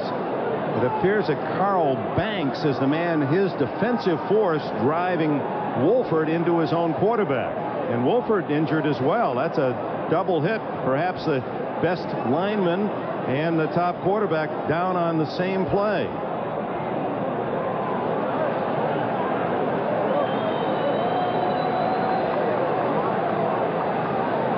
At that point, he's on that left leg. Now, it came so late. He had clearly thrown the ball, and his left leg was extended and locked. His knee was locked, and that's where the problem showed up. But it may not have been a blow from the side, hopefully from the front, and that wouldn't have created more quite of a the ligament bruise damage. than a ligament damage. And meanwhile, Wolford, the left tackle, 295-pound tackle. That was a full count after he'd thrown the ball. So it had to hit him very, very low, right at the kneecap. And it would appear, although we couldn't see all of it, that it was indeed Wolford knocked back into his own man as Banks' defensive thrust into the tackle. And this is Kelly.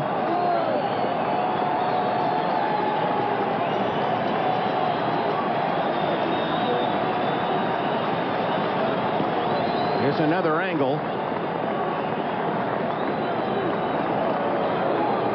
You could see that it was indeed Wolford who hit his own man, Kelly, who just didn't expect to have any contact at that point. He was admiring the reception. Right. Well, you talk about tough luck, and that's a fairly good sign. I think Kelly just getting slammed into that kneecap. Anyone that's ever even bumped a knee can well appreciate the fear that he felt and the pain, and perhaps not as serious as it might have at first appeared. And Reich, who has done a good job coming off the bench for the Bills, his limited opportunities, is going to fill in now. And Wolford comes off under his own power. I'm sure that Kelly right this second is thinking, how long before I can get back in this game? Now, he most likely won't, but what a competitor. So at the 5:30 mark of the second quarter, the welfare of one of the top quarterbacks in the league is crucial. And Reich, who played at Maryland, he was the backup to Boomer Esiason there. They're still good friends and business associates. You saw he's thrown only 13 passes this year. It's third down and 3. And Thomas to the 30. That's not enough for a first down. Leonard Marshall, number 70. And let's see who gets up last here. 74, Eric Howard. Kelly is moving around. We can take a look here. He's starting to put weight on it. Very well could have been a bruise right in the front of the knee rather than a strained knee from a lateral contact. Now that the real character of these Bills will show, because they're going to have to pick up after the loss of Kelly. Dave Meggett back at the Giant 32 as Tootin to punt for the second time. End over end and short to let it bounce. Ooh, almost hit Guyton. Takes a good Buffalo roll to the 20-yard line.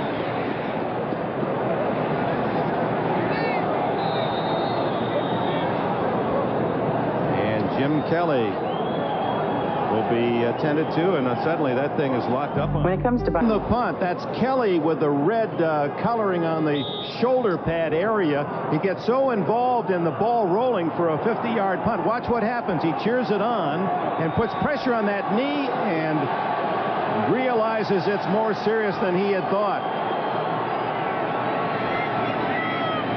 Giants trailing 14-10 with 4 minutes left in the half. Take over at their 20, and hit in the backfield is Hampton. And he's ripped down by Darryl Talley. Talley got underneath the fullback's block, beat the guard there. Now this is just an outstanding play. Look at him get inside that fullback's block and get there before Hampton does. So those plays that are coming laterally across the ball and then hitting a point across the line of scrimmage aren't going to get there. The Bills are cutting them off before they can cross the line of scrimmage. A loss of a long 3. Sims to the flat, and flag goes down, and is that a big one? It's a short pass, but if that's interference, the automatic first down goes with it, as James Williams may have been there too soon.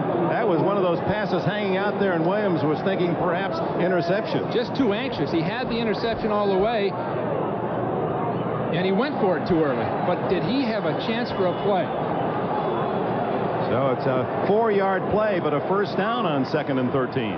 Sims had a real push into him, and he was throwing out of a crowd. Look at the chance that Williams had there.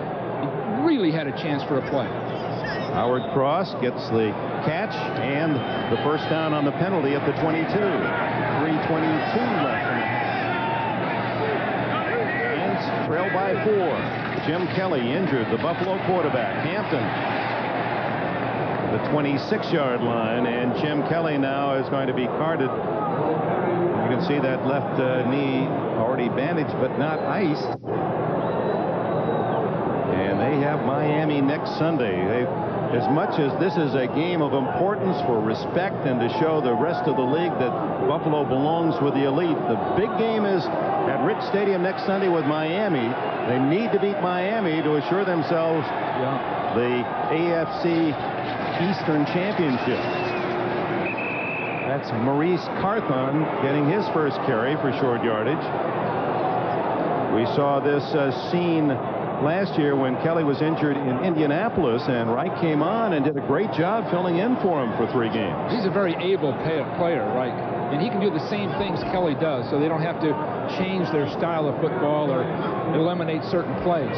But I'm surprised Kelly wasn't taken right into the dressing room and looked at immediately. You know, they let him stand on the sideline, so they must not have thought it was very serious initially. A freak collision, and Jim Kelly perhaps through for this day. It certainly would appear so, as we're at the 2-minute timeout with the Buffalo Bills of the AFC leading the NFC Giants 14-10. A new year with a Hall of Fame Bowl as Clemson battles Illinois. Then Louisville takes on Alabama in the Fiesta Bowl. And it's a primetime showdown of the Orange Bowl as #1 Colorado battles Notre Dame to decide the national championship. New Year's Day, NBC is the place to be. Back at Giant Stadium, that's Ted Marchibroda, the offensive coordinator, former head coach with the Colts, talking with Frank Reich. His game now. 3rd down, about 2.5 for Sims. Gets away from Smith, but not the second time. And that's Leon Seals who cleans up the work, and Sims drops short of the first down at the 30-yard line. The Bills do not, yes they do, call timeout. Their second spent in this first half, and Sims shaking a bit as he goes off. Sims must have turned an ankle or something. Look how fast he gets up that field, and then he lowers his shoulder. The only way you're going to be able to throw that ball with Smith on the field is take a very short drop and get in the middle of it, Dick. You take that typical deep drop, and he's right into the lap of the quarterback. Buffalo did not take a timeout, and now the clock has run from 1:51 down to 1:34. See that rush now. Sims has some problems of some kind out of this. Seals catches him from behind, jamming that knee into the wet turf. But he appears to be okay. He just jammed that one, but he's tough. He'll be back, no question. But Bruce Smith just changes the entire perspective of the game. Now here's Wolford coming out. He was out about 4 or 5 minutes ago. He left the field. Now what could be wrong? He's running well. His arms are moving nicely. He's not holding anything. It must not be too serious. Couldn't be too serious. So with a delay, losing 17 seconds, Buffalo finally stops the clock as, of course, Landette and the Giants were going to use up all they could. Al Edwards back at his 31. Buffalo leading 14-10 will get another chance before the intermission. Low line drive. Edwards again lets it bounce. Looks for a block. And gets to the 32-yard line. Roscoe, tight end, makes the tackle, and let's see how Marv Levy plays it with 1:21 to go and one timeout with a backup quarterback. All signs would say take it easier, wouldn't it? Normally you would. Reich has always played well. He came in and has done admirably well. He's got more than average ability.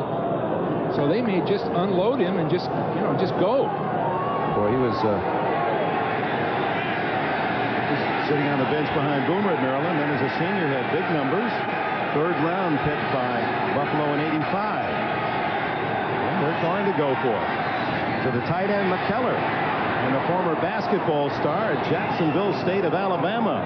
Gets good yardage and stops the clock at the 44-yard line. Gary Reasons missed a tackle. Number 55 missed a tackle that he should have made. Allow Buffalo to get out of bounds, stop the clock.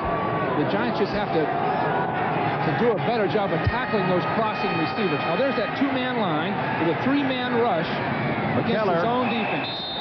Can't hang on to that one as Reasons with him. Going with 5 linebackers, any one of whom can blitz, giving them a 4-man rush. But Bill Belichick talked about funneling everything inside again with this form of defense and having a lot of people in there to stop those inside breaking patterns. 2nd and 10. Again, McKellar the tight end. Into Giants territory at the 47, a gain of about 8. Carol Banks makes the tackle. Clock running just under a minute. Buffalo, remember, has 1 timeout left in the half. Giants are going to have to jump on those crossing receivers and be there when the ball gets there. Right now they're giving them those completions. 3rd down and 1, and Thomas doesn't make it. He is stuffed. Eric Howard from Gilroy, California, the world's garlic capital. He said that's his secret weapon. I just take some of that good Gilroy garlic and let my opponent know I'm here. Howard from Washington State. He and Keith Millard, what a tandem that was inside for the Cougars college. He sure started out well this year. When we were here earlier in the year with the Miami game, they were talking about Howard being a potential superstar in the league.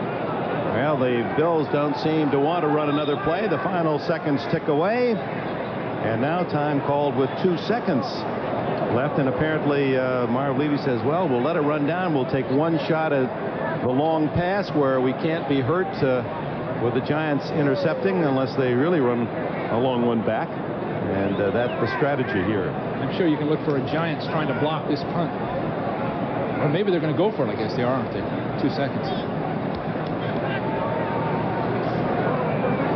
Yeah, the injury to Kelly really cast a pall on this crowd, didn't it? Well, they've got to get him back for those playoffs. That's the bottom line. They're in the playoffs. They've got to get him back for those. Well, the trips left. And the Giants send 2 men all the way back inside the 5-yard line. Hoping for a carom or a lucky bounce.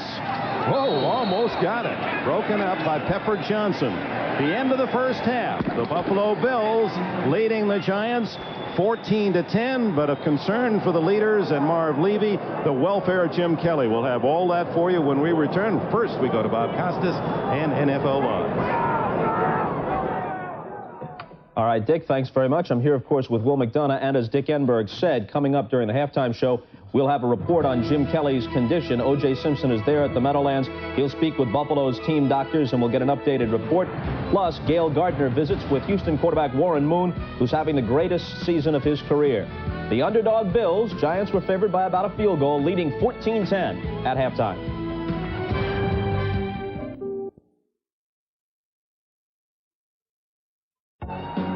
On the sideline, and they were taking Jim Kelly off the field. I talked to the Bills team doctor, Dr. Richard Weiss. He looked at me with his eyes turned down, and he says, I don't want to elaborate, but it could be torn cartilage. I understand since this time the Bills PR man has come out here and said it's just a sprained knee. Bob, I'll hang around the locker room and see if I can find out more before the end of the half. Well, okay, thanks, O.J. Obviously, a tremendous difference between those two situations. If it's just a sprained knee, it's painful, but wouldn't necessarily keep him out of the playoffs. Might keep him out next week or whatever. If it's torn cartilage, he's history, and they've got to rely on Frank Reich, or at least he's history for the early stages of the playoffs, I guess. Bob, with a torn cartilage, it all depends on how badly torn it is. I mean, if it's just a piece of the cartilage and you can get in there with an arthroscope and pull it out, then you're talking about 2 or 3 weeks, because once you're in there, the soreness stays there for about 2 or 3 weeks, and then he could come back from the playoffs. Reich is not a stiff, okay? He had a 103 rating when he played last year, quarterback rating in the league, which is phenomenal. So he can play football. I mean, it's a big drop-off from Jim Kelly, but he can do the job. So they rely, for the moment at least, on Frank Reich, a 6-year veteran out of Maryland, where he used to be Boomer Esiason's backup.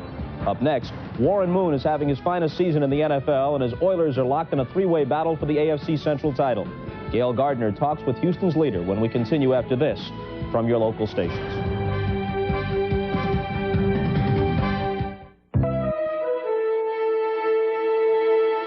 Well, today's Bills-Giants game is just the start of our NFL lineup for Week 15 of the season. Tomorrow's a doubleheader day on NBC, filled with playoff implications, by the way. One of the early games finds the AFC West co-leaders Kansas City hosting Houston, one of 3 first-place teams from the AFC Central. The Oilers suffer from a lack of overall team consistency, but their quarterback is flourishing under the run and shoot. Here's Gail Gardner with a story of a good moon rising. The moon. Throughout time, it has been an object of great wonder and legendary power. It can get a rise out of the tides and can turn mild-mannered men into savages. We have yearned to explore its cratered shores, and we have raised our voices to sing its praises. Moon hits your eye like a big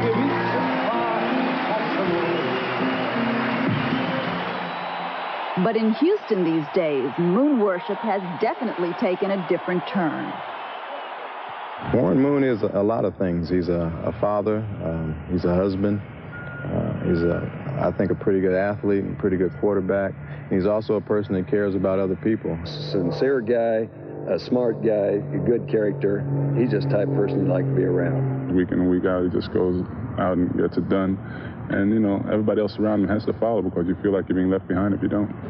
13 years after all 28 NFL teams told Warren Moon he couldn't play quarterback in their league, he has done more than prove them wrong. In his 7th season in Houston, he is flourishing in the Oilers' run-and-shoot offense and has certainly become one of the premier quarterbacks in the game.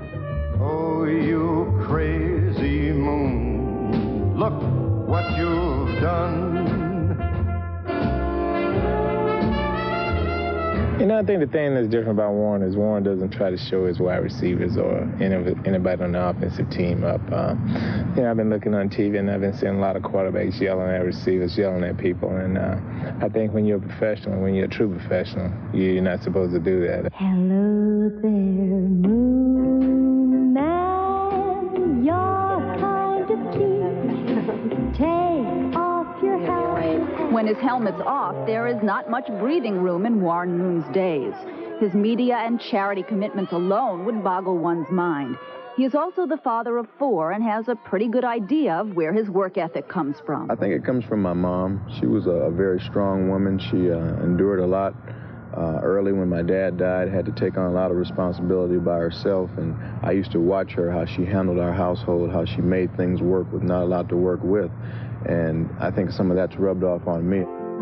Named NFL Man of the Year last season for his unparalleled community work, he is giving back something that he was fortunate enough to get as a child. I was involved in a lot of different programs and recreation organizations that kept me off the streets, that kept me in positive environments.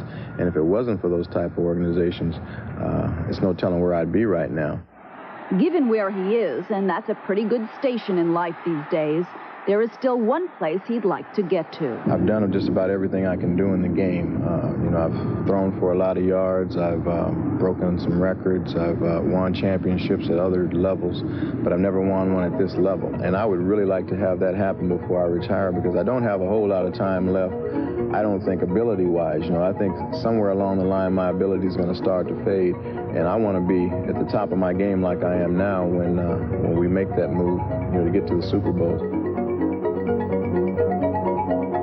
Now, Will, you told us earlier this season that Moon's contract has an incentive clause that rewards him very handsomely if he finishes among the top 3 statistically among league quarterbacks, and right now he's in second place through 14 weeks, as you see.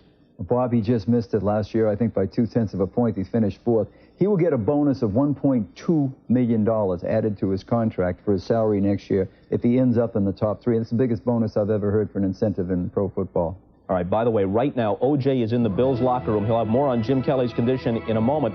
Buffalo does not have a third-string quarterback right now behind Frank Reich. Gail Gilbert is not eligible for this game. If Reich got hurt, they'd have to go to running back Don Smith, who was a quarterback at Mississippi State. Now, coming up on the post-game show, we'll talk live with NBC's Paul McGuire as we look ahead to tomorrow's games. And time permitting, we'll have the top 10 college players in the upcoming draft as rated by the Pro Football Scouting Combines. That's all on the post-game show as we send you back now for the second half of the Bills and Giants at the Meadowlands. And we'll do that as we rejoin Dick Enberg and Bill Walsh in a moment. Let's go. To the second half here at Giants Stadium. A look back, 5.5 minutes remaining in the first half. Jim Kelly completes a pass and then is struck unexpectedly as his own teammate Wolford rolling into that knee, and then Kelly writhing in pain. We still have as yet to receive an official medical report on the seriousness of that injury, but one can only assume he's not going to play today and probably next week. And what if Kelly were lost for the season? As a coach, can you put yourself in Levy's shoes? I hate to think about it. But Frank Reich is a good quarterback and an able one, and he's won for them in the past, as you know. They're going to have to reduce the things that Kelly did and find those things that Frank does well. Problem with this game is they're going to have to score again, and can Frank get it done?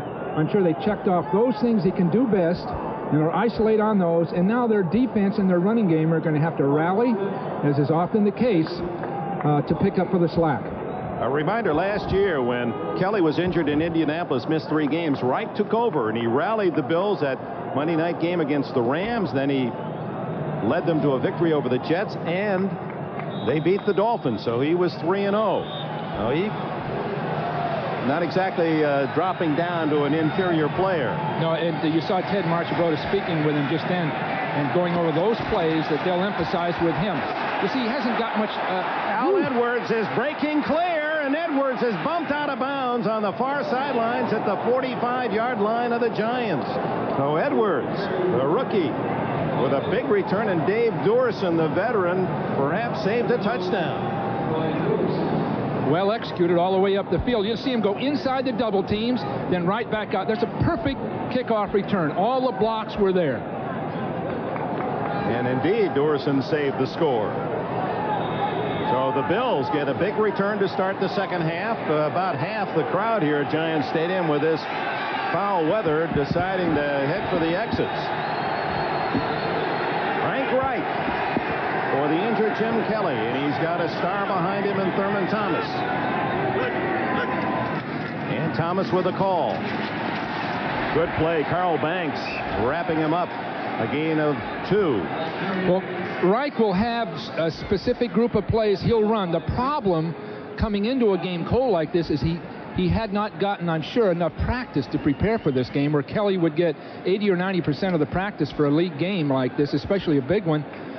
Frank Reich would get very, very little. So he's not going to be as sharp as he would be after another week when he'd be the starting quarterback in their next game. There's Will Wolford, number 69. He's the man that crashed into Kelly, creating the injury. He's okay.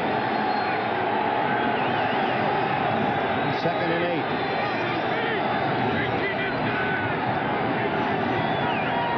The Giants will give Reich a lot to look at, and Thomas no gain as Leonard Marshall, who slashes in along with John Washington to make the stop. And you can bet that defense of the Giants will do a lot of moving and stunning and game playing to try to confuse Reich once he gets under center. Two players that are so comparable in this game. Now, Marshall is strictly a pass rushing guy that's been sort of forced into service as a regular, and he doesn't really have the bulk, but he is still very quick and very heady. The two guys that are outstanding in this game are Carl Banks and then Talley for the Bills. Outstanding players, in a sense overshadowed by the superstars, but still outstanding in their own right. On 3rd and 8. Right deep down the middle, incomplete. Beebe had a chance. A little speedy wide receiver from Chadron State, who has 5 catches this year and is one of the fastest men in the team. So the Giants defense denies, even though Al Edwards with a great kickoff return to start the second half. They just have to back up these Giants and keep them funneled near their own end zone to take the pressure off Reich to have to take this team the length of the field when they do get the ball. Dave Meggett at the 10-yard line, the NFC's top punt returner, averaging 11.5 a return. Fair catch. Giants will get the ball at the 20-yard line on the touchback. 23 yards net for Rick Tootin. 43 on the kick. Now here comes Phil Simms and the Giants. The pizza man, Phil Simms. What's the most money you've ever spent on a pizza? Oh, I say pure, just cheese, $3.95. Oh, you must have a little pepperoni and sausage. Well, you know what, $8.99. Simms is down over $22,000. He has purchased $200 worth of pizzas for 7 straight years on Friday. It's a tradition with the Giants. He said, I inherited it from a backup quarterback, Tom Owen. He said, I didn't realize it would get to these numbers. Think of the guy who gets the business, too. Rodney Hampton, and with those 3 yards, that is his career high, this rookie. He had nearly 80 yards last week against Minnesota, and that'll put him over the 80-yard mark. Let's go down to O.J. Simpson. Well, I talked to Dr. Richard Weiss of the Buffalo Bills, and it seems that Jim Kelly has an injury to his medial collateral ligament. He says it might be a slight tear. These injuries tend to heal well, and it maybe, just maybe, he can be back in 3 weeks. No sooner than that. Here's Hampton trying the center of the Bills defense to the 25-yard line. So it would appear, and these are preliminary reports and things do change, but from the medical side, that Kelly is out for the rest of the regular season. The Bills can only hope they can avoid having to play that first round in a wild card situation, so Kelly would have the extra week to heal.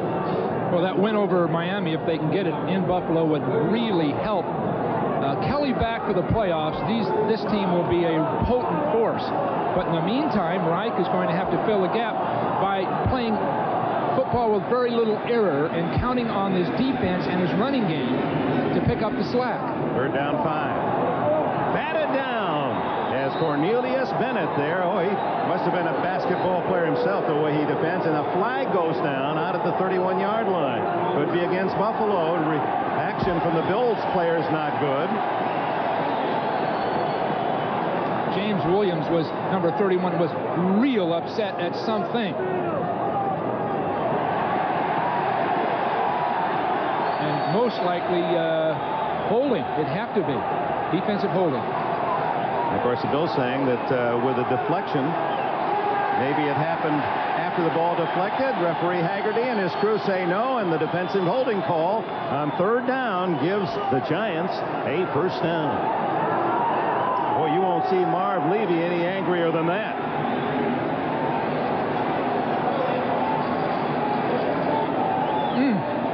tough call. Wow. Now, he did have a hold of a part of the jersey for an instant, but the ball was batted. Got to call what you see. And it's a first down at the 30 for the Giants. 14-10 Buffalo. We've just started the second half here at the Meadowlands, and Hampton into a crowd, Bentley and others for the Bills. The crowd's a little impatient, 70,000 people, a little impatient with the play calling. It is so conservative. And the Giants need the lead before I think they can really tighten down and hammer away. They've got to get some points. I think Mr. Levy has left the multisyllabic terms and become more basic in his debate. You know, that's all just spent energy, and maybe it's good for the coach to vent that, but it's not going to do a bit of good, obviously. Second down and a long 7% changing his play. Well, he's got the Bear defense up there, which often means throw the ball. Nope. He gives to Meggett, and Meggett caught from the backside at the 35-yard line. Smith was attacking the play, but it was Bentley from the backside and Odoms who made the stop. The play the Giants are running is a play that's been in existence for probably 30 years. That's the power play where the fullback will kick out the widest man. They'll double team and pull a guard through. It's been in football for so many years, and the Giants are one of the few teams that still go to it with some effectiveness. Sims goes to the shotgun. They need nearly 5 for a first down. And the throw to Meggett. Oh, good move. They had him short of the first down, but Meggett, with that little circle reverse, Odoms and Smith make the stop, and now it's Sims that's down. Oh, my.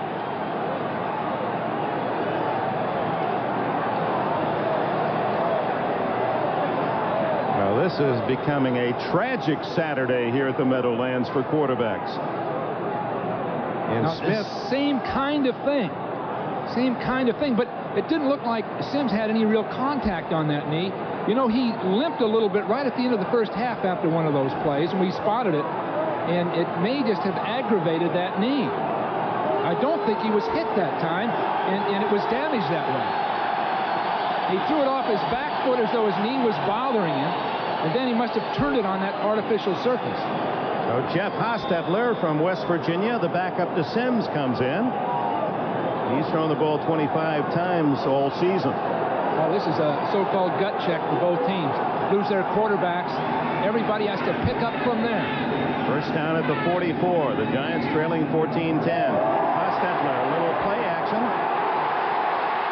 And he dives to the Bills' 49. Boy, Bobby Knight has to like that call.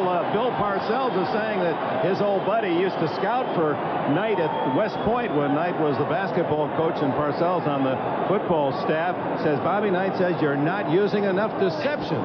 Use that bootleg. Use that roll by the quarterback off a fake. Then, of course, Bill talks about Bobby Knight's style of basketball.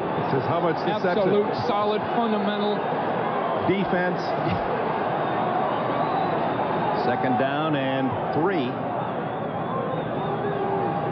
Hampton. First down at the 42. Roberts did a beautiful job, the left guard, on Bruce Smith of hitting him and turning him. Now, that's one of the problems Smith has, is the fact that he'll take one side of that blocker or the other and turn him. There's Sims. I bet he'll want to get back in that game. You watch. Uh-oh, that doesn't look as if he's happy with how he feels. Hampton now with 86 yards, his best pro game, this talented rookie, the former Georgia Bulldog.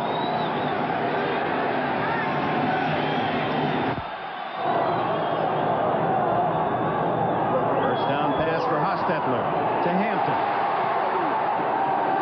He's to the 36, a gain of 7 more before Bennett and Bentley can apply the stopper. They like Hostetler's throwing ability.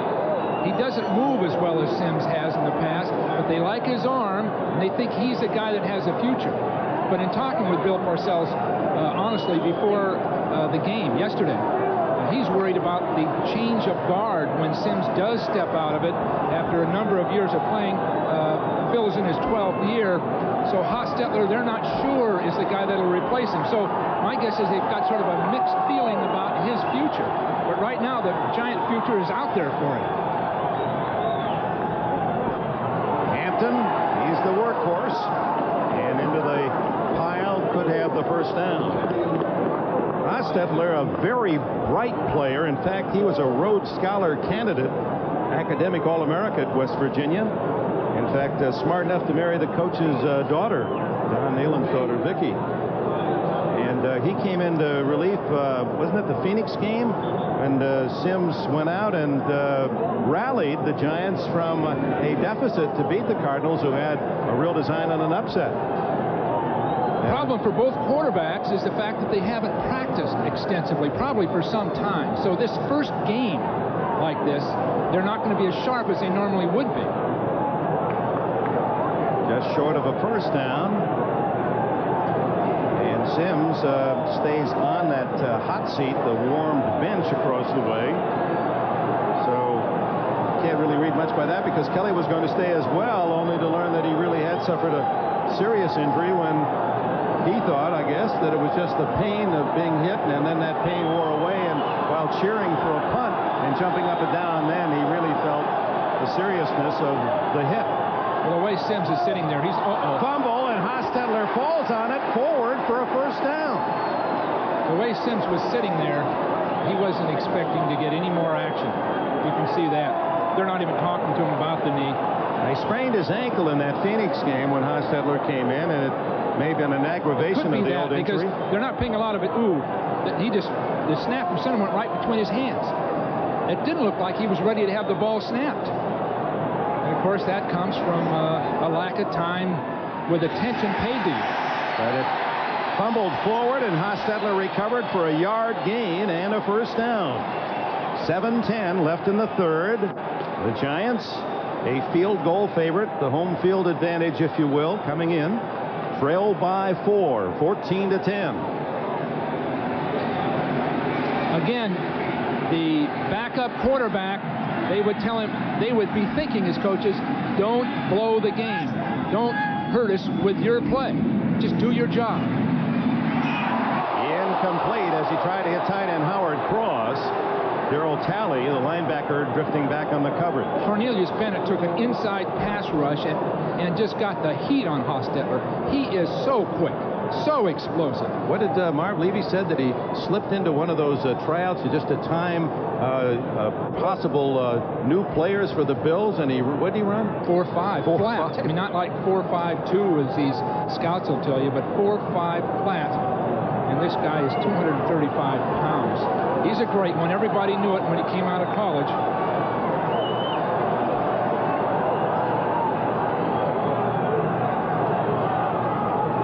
Hampton. Shane Conlon, and there goes some more flags. There may have been another face mask. Williams and Conlon with a tackle. So this drive for the Giants progressing, and the Bills have contributed with a couple of critical penalties. This is the character part we talked about early, Dick. They're going to have to play a different way if they're thinking of championships. Jumping all over the field, being upset, picking up the flag, throwing it back, arguing with officials. You just don't finally win a championship that way. The problem with it, something can go wrong.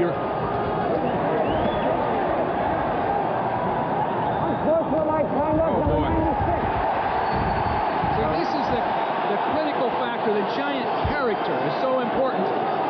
Watch 96 after the play. Leon Seals, he gets the unsportsmanlike. Here comes the face mask on Conlon. And now when the flags go down, 96 Seals apparently picked it up and fired it, and that is the unsportsmanlike. Leonard Smith, number 46, had a chance to put that play away early, and he came forward and then just stopped.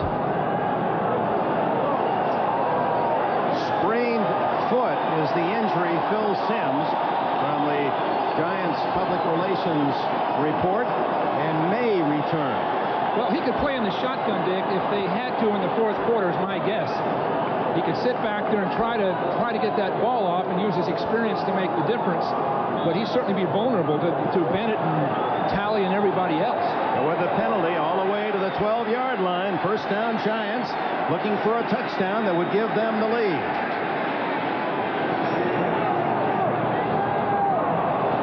Hampton met by Bentley, but Hampton is strong after the hit, gets 2 more yards. Well, Reisenberg and Bavaro are taking steals and knocking him back off that line about 3 yards. That gives them a chance to break inside that block.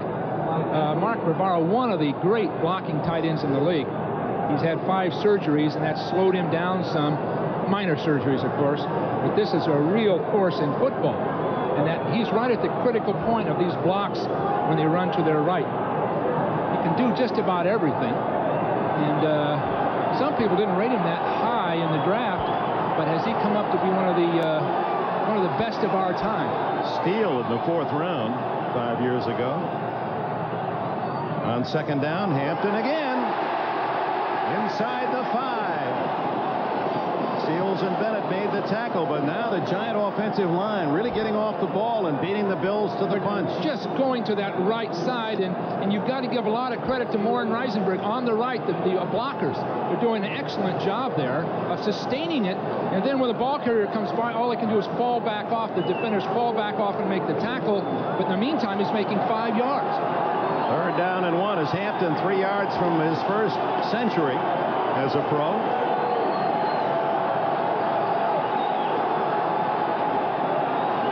(14-10) Buffalo. 5 minutes left in the 3rd period.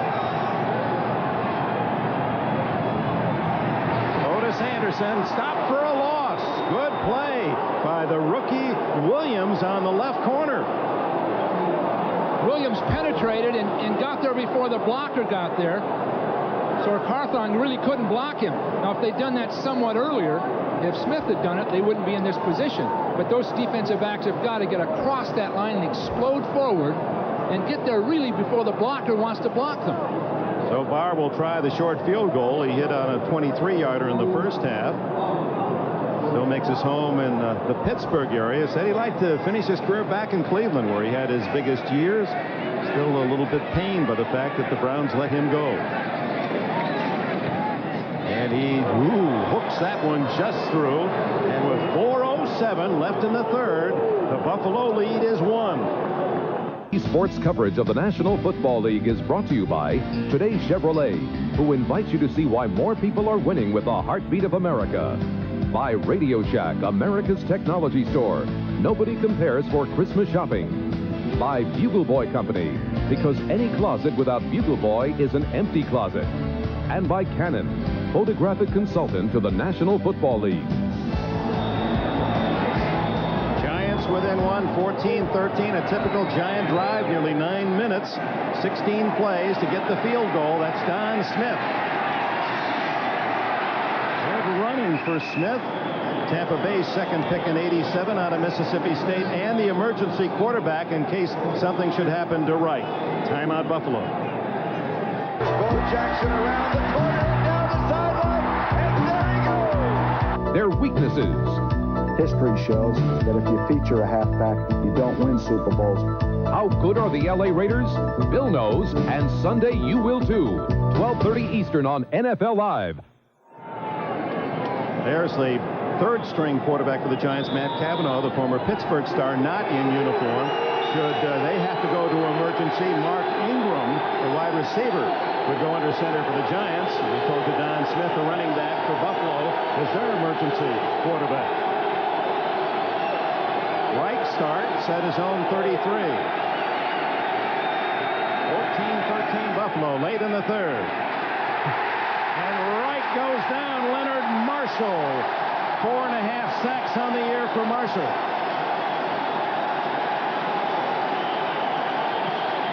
And a Bill injured on the play. Keith McKellar, the tight end. That sack was a result of Reich not getting a lot of work, being a little hesitant, not having the timing, holding the ball too long, and Marshall got to him. Now Marshall is going to come from the right of the screen and come right underneath, all the way underneath, and Wolford is just not able to take him. Wolford comes off on Taylor later, but indecisiveness on everybody's part of the Buffalo Bills. Timeout with 3:53 left in the third. Starting quarterback, Giants, foot injury, not believed to be serious, could play today. Doesn't look as if Phil is. And Jim Kelly, quarterback, Buffalo, serious knee injury, may be out for the rest of the season. After the sack, 2nd and 19, and this crowd now trying to help the Giant defense.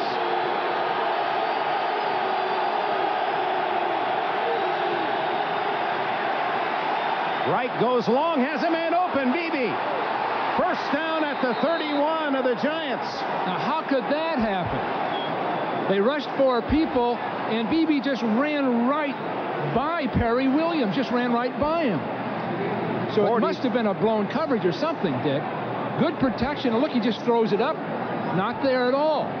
So Williams must have been fooled by something or whatever, but so easy. Good thing the ball was short, or Beebe, who can fly, would have had a touchdown. Williams able to catch up as Beebe waited for the ball to get to him. Right underneath. James Lofton, is that a catch? If it is, Lawrence Taylor has the ball. Nope, no catch. The signal now is he juggled the ball. Lofton did not have control. Incomplete pass. Well, that's a break. Lofton going straight up the field on a hooking pattern. He slides back out. That looked like a catch to me. Mark he had Collins full control with of the ball. The ever-present Lawrence Taylor with the ball. Wright did a fine job of holding it and waiting for Lofton to get open, but it looked like Lofton had control.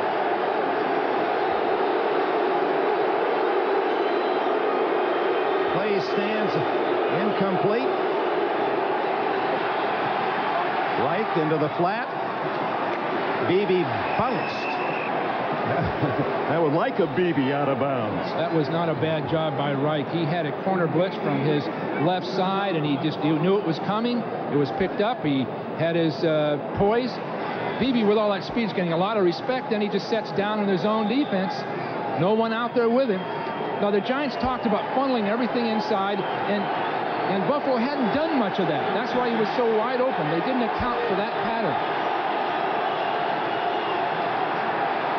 Reich again to Beebe. He's got it. First down at the 20-yard line. The Bills are putting the tight end to the corner, forcing the zone people to stay deep, then throwing short to Beebe out there. The whole game plan for the Giants, as I've said a couple of times now, is to funnel everything inside, and they haven't accounted for that pattern, and Buffalo just figured it out. Beebe again wide right. He had 5 catches all year, 3 on this drive. One of them the 43-yard play. On first down, leading 14-13. Reich from behind, Lawrence Taylor.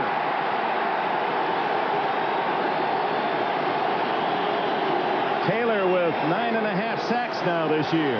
Reich took an extra second or two before he threw it and then was going to run with it. But watch how easily Taylor starts up the field. He really isn't rushing that hard. And Parker lets him inside late, and he makes the stop. Now, Parker, the offensive tackle, a backup, is in there, and he was mesmerized by Taylor. Out of the backfield to Thomas. He could get up and run. There was no contact, and boy, Thomas gives you second and third effort. He really is the complete package at 200 pounds, strong enough to break tackles, good hands, good feet. That's a screen pass, and Kent Hull is outside making a block. He picks off 2 people, Reasons in particular, and Thomas waits for his block. So Kent Hull is center on a screen pass, wiped out 2 people, and got that first down for him. Now that's not a first down. Third. Oh, no. You got it. The Taylor sack. Right. Driving the Bills back. And on 3rd and 8 with less than a minute to go in the third. Don't know why there's a timeout here. Well, that assured them really a field goal shot here, which can really help. Get them 4 points ahead. But that wet ball, and Norwood doesn't have he's accurate but not strong. It'll be a test.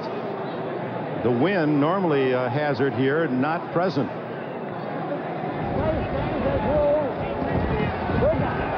Oh, the The review then was to see whether or not Thomas was touched while he was down. He bounced to his feet before contact by a Giant. So the play counts. Ball at the 17. The best move here would be to run the ball between the goalposts right up the middle and kick that field goal. Right to the tight end. And McKellar was injured earlier, gets it to the 11, shy of the first down by 2. Reasons and Jackson with the tackle. There's McKellar. He was NCAA Division II basketball championship team at Jacksonville State of Alabama. He's really been a project for them. His fourth year of football, really. Third year in the NFL, but they've just took their time, developed him over a period of time, and he's one of the better athletes at that position in the league. Looks as if the Bills will let the quarter run out and try the field goal at the other end. And so it is 14-13. The Bills lead the Giants. Will return to Giant Stadium after these messages from your local station. 2 years in the USFL after he left James Madison University. He's the Bills' all-time scorer now, and this year he's 18 for 27. This one normally gimme at 28, but not under these conditions. Wet, heavy ball. This is his biggest kick of the year right here. Biggest kick of the year for this guy. 29 yards it'll be. Reich holding.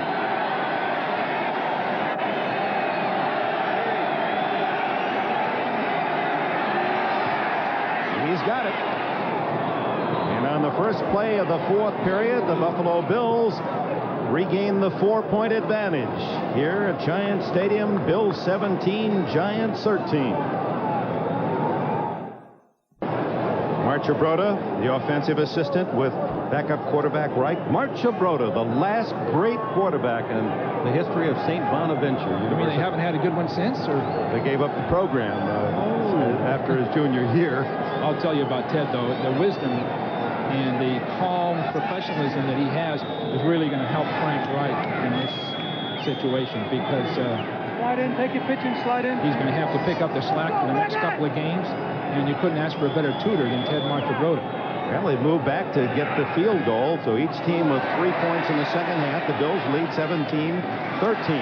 Hampton with a short kickoff, tackled at the 28-yard line. Let's look at the AFC Central standings, the most contentious of all the races, with Cincinnati, Houston, Pittsburgh tied. The Steelers are in the toughest spot. You see their division record 1-3, and we have games that certainly will impact who goes on to the playoffs tomorrow. Houston will be in Kansas City against the tough Chiefs. DeBerg, how about him for MVP? What a year he's had. Well, both those quarterbacks. Moon as well. Moon, brilliant this year, and DeBerg, great leadership. So that game in itself could be comparable to a championship game. Cincinnati Raiders, the late game is Hampton looking for 100 yards. Gets about 2 on that carry. Jeff Wright, the nose tackle. Central Missouri State made the tackle. Wright came up the field and almost caught it, but he forced everybody to go deeper, and by the time the ball carrier got to the line of scrimmage, they're all waiting for him. This Bill defense just attacks, and sometimes they're not fundamentally sound or together in what they do. It's not that well coordinated, but as a bunch of individuals, they go after it. Hampton with his first century, 102 yards with the Giants, and they feel he's going to be potentially a great back, not just a very good one. There it is again. Every time he's hit, he gets 2 more yards. Yeah, he hits and spins. That's the one thing you can coach for a ball carrier is the hit and spin. But that time, Bruce Smith was handled beautifully. He was pushed way inside, and then Wright came outside, Hostetler, to throw the ball. It was just beautifully done. He went inside, Hostetler came out, threw the screen pass. Darryl Talley, the hit, a yard shy of a first down. 13.5 minutes left. Bills by 4.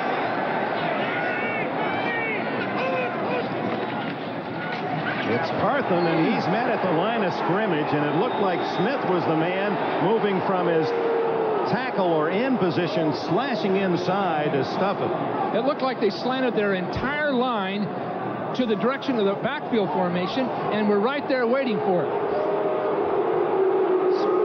Smith's going to go to the inside, right down the line of scrimmage. But look at that entire offensive or defensive line go toward the ball, and they just collapse everything. And everybody's waiting for the ball carrier when he only has to run about 2 yards, and they're waiting for him. So on 4th and 1, Landeta to punt to Edwards.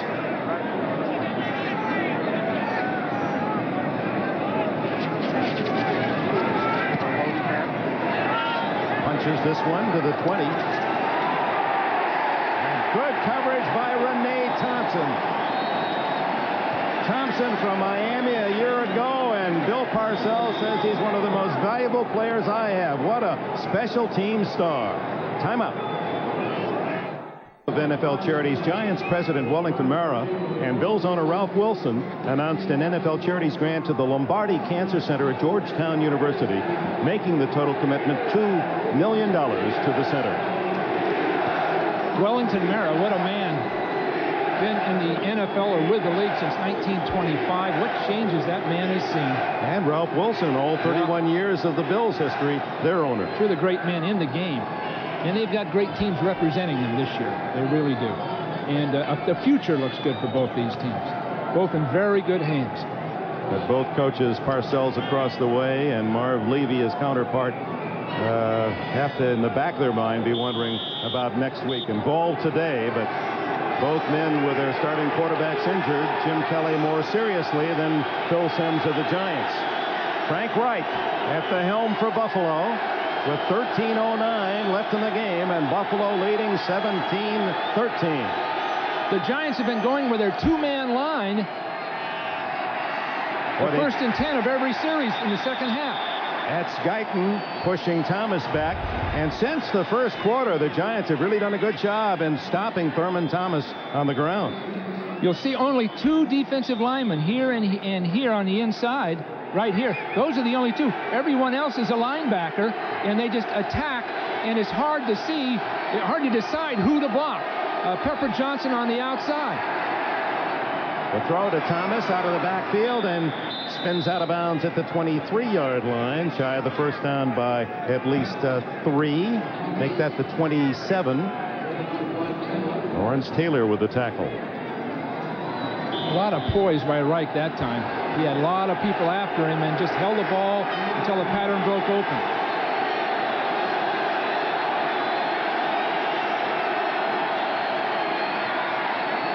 Incomplete. Thomas covered by Taylor, and the Bills will have to give it up. Again, that was the problem. The pass rush really did that because Reich had pushed against him, and he had to throw off his back foot. The ball fell short. Looks a lot like Steve Grogan, doesn't he, with the helmet on and all, the eyes. A veteran with the New England Patriots who suffered through a tough season in the twilight of his terrific career. Reich has got the pressure on both quarterbacks because, as I've said, no practice time really, and then expected to play in a big, tense game like this. That's a powder keg at the other end in Meggett, and he gets one he can return. 37. And it's Jamie Mueller downfield to stop him at the 45 of the Giants. Mueller was the only man there, and he made a good, clean tackle. He wouldn't let Meggett fool him. He just got his feet up underneath him and waited on it. Boy, this weather nice to get that fire going. Sit back tonight and enjoy the lineup on NBC. Amen, Finelli Boys, Golden Girls, Empty Nest, and the amazing Bob Hope in his 1990 Christmas show from Bermuda. You don't suppose he'll have any good-looking women on that show, do you? Never has. Never has he? Says that's what keeps him young. That's what keeps us tuning in. So from the 45, Rodney Hampton. He's been the rushing star over 100 yards. Play action. Hostetler wide open is Howard Cross. And the tight end is to the Buffalo 34. Cornelius Bennett thought he had a sack. Then he realized he'd better get there because it was the bootleg. You see the fake to our right and Hostetler coming out. No one there to cover him. It was just like it was unaccounted for in the defense. They thought it might not ever happen. Cross, who has caught only 6 balls all year from Alabama. That was a good call from the sideline. Excellent call. 21 yards on the play. 11:55 left in the game. Fake again to Hampton. Going long for Baker. And it's out of bounds. They went after Nate Odoms. And he's tough on that man coverage. He's sort of a self-professed great player, but he is darn good. I'd put him in the category of Ross of Kansas City. Smallish, powerfully built guys, but they're very, very quick. He's from Wisconsin, 5'10" and a solid 188. He played 2 years with Al Toon, the Jets receiving star. They don't throw often in his area.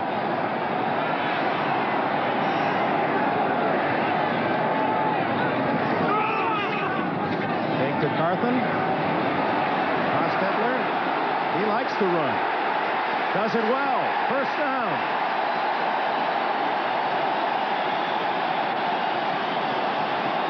Let's get a report on Phil Simms from O.J.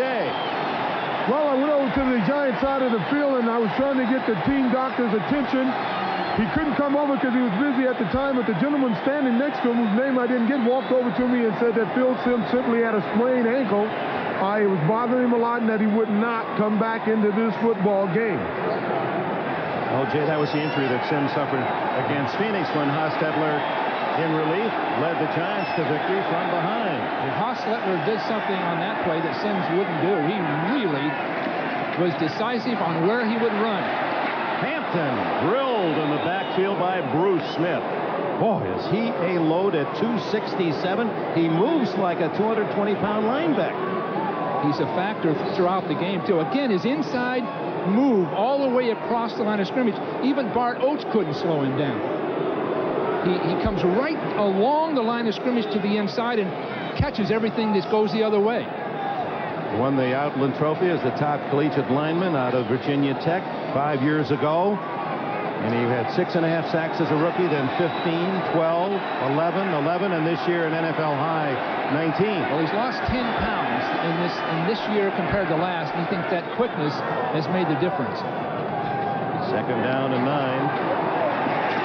And open at the 14-yard line. And it is Mark Ingram. Gee, that's a nice job by Hostetler. It really is. He times the ball. He sets up knowing that Smith is right behind him, chasing him, and he just throws a nice, accurate pass to the outside.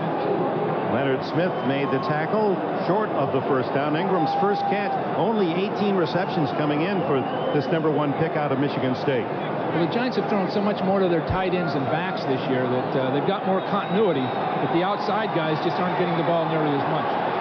Giants trail by 4, 17-13. Under 10 minutes left in the fourth. Hampton flag down, and a rare penalty flag. A safety blitz from the outside. Leonard Smith really made that stop. He came all the way from the outside and got the play from behind. Close to a first down, and the Bills won't have a measurement here. They want to push the Giants back 10. Knowing Parcells, even if it is short by inches, Bill might go for it anyway.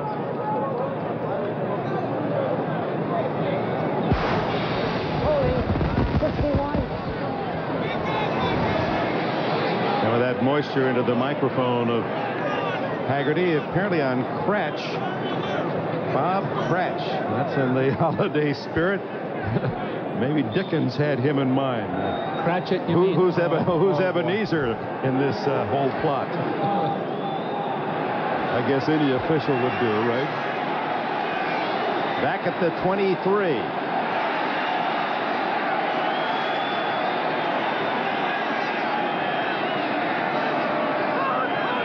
Third and 12.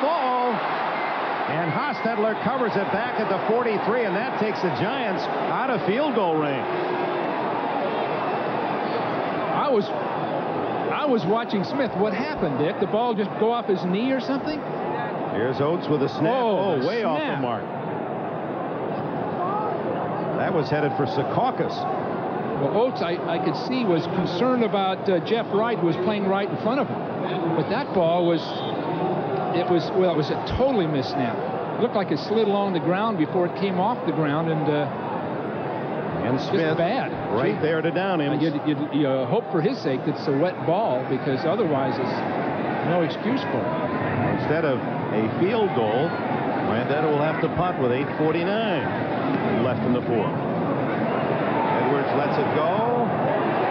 And there's Thompson, the omnipresent specialist for the Giants, couldn't get there in time. Timeout.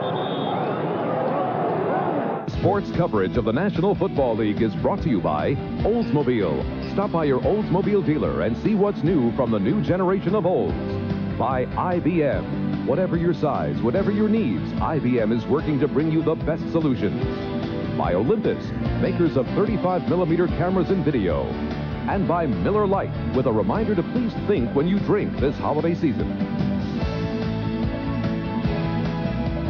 8:38 left in the fourth quarter. Buffalo with a 17-13 lead. Ball at the 20-yard line on the punt into the end zone by Landeta. Remember, next week it's Miami at Buffalo. First time the Dolphins have had to play a December game in Buffalo in their 25 meetings in Buffalo.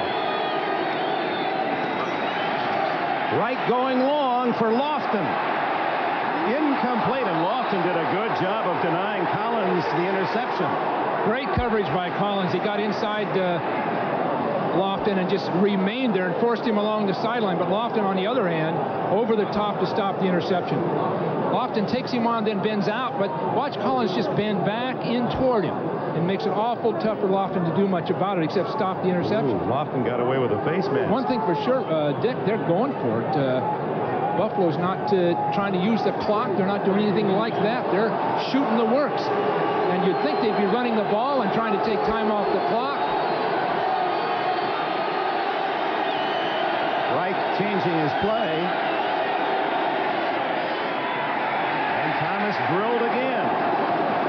Herman Thomas, who started with some big yards, now has only 42 yards and 15 carries. They've really smothered him. Greg Jackson, the strong safety, came up outside that play and made the big stop right there. You see him from the side. So he snuck around behind it, caught it from the side. Pepper, Bill Parcells said he could be a great one. He isn't yet, but could be. Yeah, he's on his way to it. Just needs a little more concentration and dedication, in a sense, to become a true all-pro category player. 3rd and 9.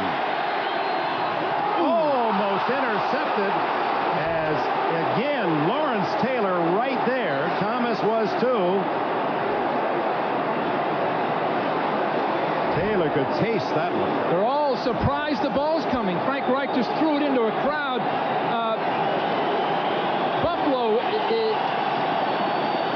Buffalo, the ball came right in between Banks and Taylor. But Buffalo's sort of flippant about what they're doing with the ball now. 2 incomplete passes. Instead of taking time off that clock, they got nothing out of those passes and stopped the clock on top of it. And now it's Meggett waiting for this one from Tootin. At the 37. And a flag down as Meggett tackled at the 45-yard line with 7:38 left in the final period. Somebody's going to have to block Jamie Mueller on those punts, because he's making the stops on Meggett every time. And that's no easy chore. But he's getting by the man trying to block him and coming up making the stop. Harry Williams, 23. Guilty of the foul. That'll push the Giants 10 yards farther toward their own goal.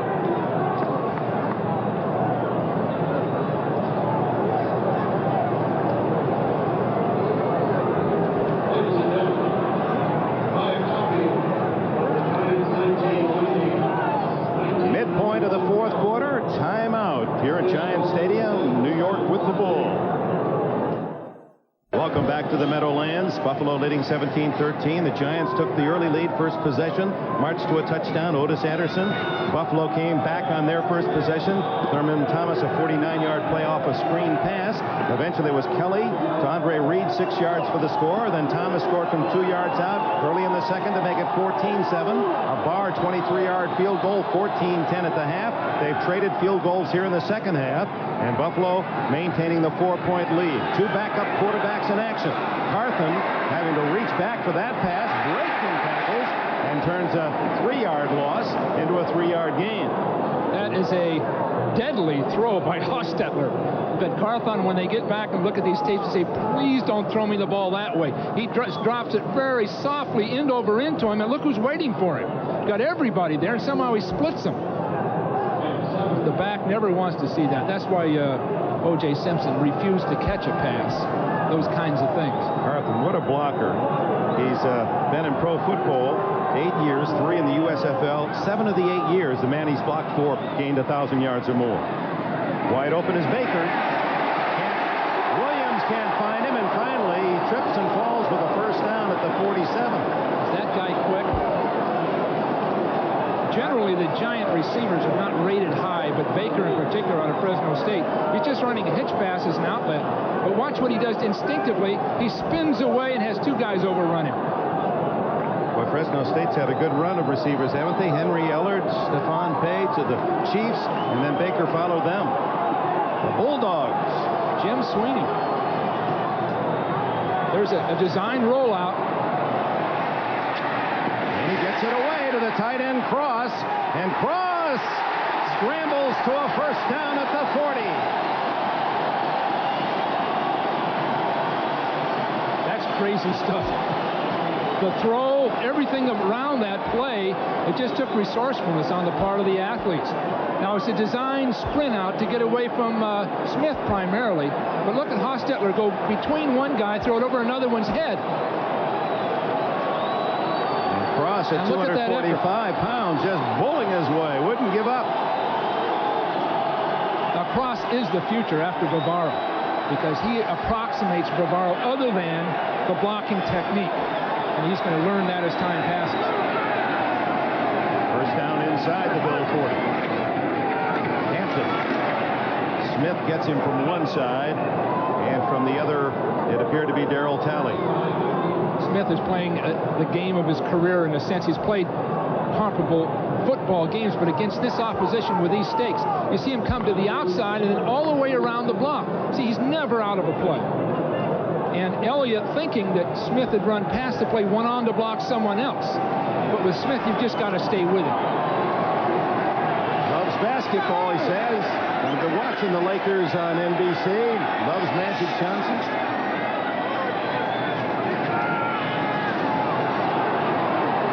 Time. Oh, Neggett was open. Everything was good for Hostetler. His instincts good. He went left, he went right, he avoided the rush, saw his man open and bounced him the ball. And that's one of the problems with a quarterback. If he starts running, he almost has to stop and relax for just an instant before he throws.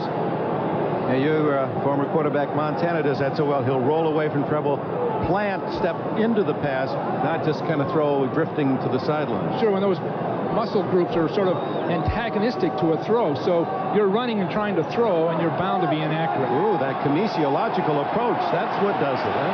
Look at that. You did a lot of things. Hostetler on third down to Baker.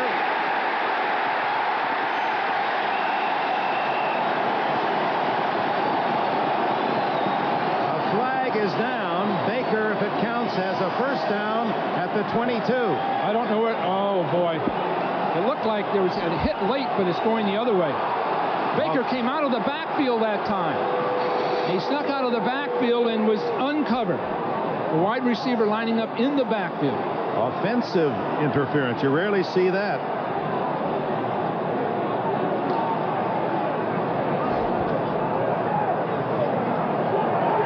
Offensive pass interference, number 84.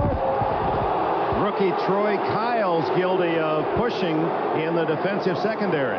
Troy Kyles, I believe, wanted to pick his man off, but it looks like he got off balance and just ran right into him. You see him falling down, and I don't think he meant to actually block. I think he got off balance. But one way or the other, it was a pick. And it was a factor in the play. Yep. It did clear the way for Meggett. So back to the 47 of Buffalo. And that's a big penalty because 3rd down and 18 now.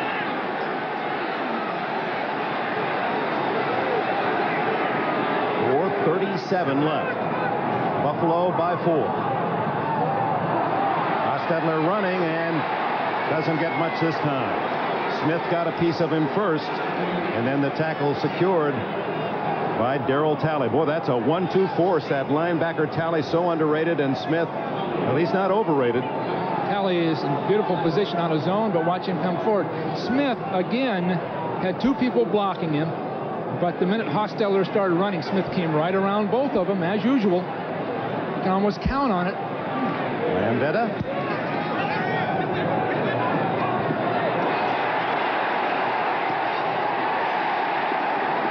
Was he in the end zone when he touched the ball? That's the question. Apparently not. The ruling, he's downed it at the 1-yard line. And the officials will talk about that and might be reviewed.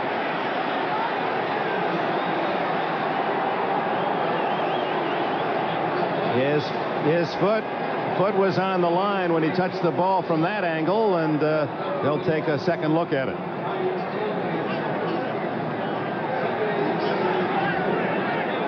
This is the rookie again trying to make amends. And Troy Kyle's game effort, we'll see if it is allowed. In the meantime, we will take a break. 3:54 left. Buffalo with the ball and a 17-13 lead. The Raiders.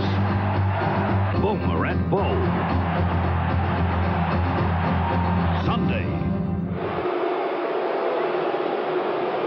Early in the game, Thurman Thomas was a factor. You see Phil Simms, perhaps the reason why he stayed out here in the cold is to be an advisor counselor to his partner Hostetler, and the ruling, instant replay officials, that the ball was indeed a touchback at the 20-yard line. Now let's look at another look at it. Watch the left leg, right or the there. right leg, yeah. Is touching the goal line as he tried to knock it back. Troy Kyles slowed down about the 20-yard line. If he'd have kept running, he'd have gotten there early. That's just inexperience. They'd like to run the ball now, but Thomas has been ineffective since early in the second quarter. The Giants have keyed in on him. And he gets about 4 on that play, which gives him 7 yards total in the second half. Rushing.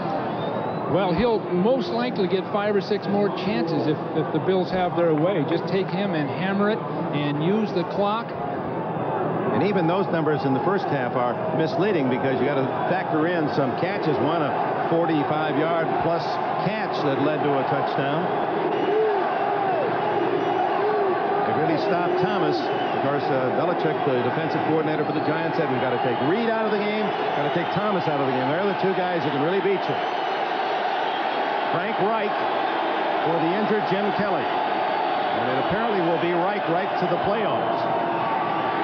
Thomas, nothing. Clock running under 3 now. Great job by Leonard Marshall coming into that play. He wasn't blocked, but he really made a clean, sharp tackle. Giants will spend a timeout right here to stop the clock at 2:58. There is a fine football player right there. This guy is up and down the sidelines, leading his team. He and Banks of the Giants are 2 sort of underrated guys in a sense because they're truly outstanding players. Darryl Talley, he plays alongside Smith and does a lot of the audible calls for Smith to run his different stunts. Meanwhile, there's Banks, number 58, who is a super also. 3rd down, a long 5. Thomas. It That's going to be close. He's hit right at the 30-yard line. If they mark it on the 30 or beyond, first down. Let's see where they put the nose of the ball. Right tickling the 30-yard line. This will be an interesting measurement. No, I guess not. If it's touching the line, it's a first down. They don't have to measure. Well, that looks short of the line. Oh, no, it's on the line, Dick. My eyes. What is wrong with me? Well, this is fine running. Excellent job of blocking by Mueller. And it's on the line. A injured Giant is Greg Jackson. Might be a cramp the way they're working on that calf. I don't know. The tender ankle there, you see it was wrapped. A reminder again tomorrow, NBC doubleheader and some key games as we go toward the playoffs. Houston, Kansas City, Seattle. After an 0-3 start, still a factor. Miami, of course, watching today and undoubtedly rooting for the Giants. That showdown next week. Pittsburgh, still a chance for the Steelers. They're at New Orleans. Indianapolis and the Jets. That'll be just for fun here at Giant Stadium tomorrow. And then Cincinnati and the Raiders. Boomer against Schrader and Bo Jackson, and both those teams trying to stay atop their respective divisions. And San Diego at Denver. Bill Walsh will join the NFL Live crew. 12:30 it all begins tomorrow. Put my face instead of Costas there. Is Bob really going to take off and go ice fishing? They're putting him into an ice fishing contest up in Minnesota. He'll be there for 3 weeks. Is that the 2-hole or the 3-hole rule there in Minnesota? Well, he'll find all that out and we'll get a report. But you know that... I think, know what? I just got a word here. Wait a minute, Bill. Yep, that's right. No, they're going to send O.J. up to Minnesota. O.J., right. Well, he's been there before. O.J. loves the weather experiences. So the first down and clock at 2:18. Did the Giants... Yes, the Giants did use a timeout there. Every second counts now, and I'm sure that's what they're arguing about, whether that clock ran before they got the timeout and the clock stopped. Bill Parcells arguing as if he felt that they didn't stop the clock soon enough. Parcells, privately, when you visit with him, he's not sure at all whether he's going to continue coaching. And my guess is, as he pointed out in the pregame interview, that 20-odd weeks into a season, and you're fatigued in so many ways. It's a bad time to ask any coach if he really is happy. You're sort of emotionally spent, too. Your nerves are just sort of shredded. And once he gets back and looks at next year, I think he'll be back at it. He's one of the very best football coaches in the game today. He's not a predictable guy, and you can see that right now. From a soft, unassuming guy to a damned aggressive guy and sharp-witted guy, and his players really respond to him. Claiming 2:28, not 2:24, fighting for those 4 seconds. Well, the Tampa Bay job is open, as we've all heard. Any chance that he might leave the Giants and go to another team and coach? See a lot of names associated with that. Sure do.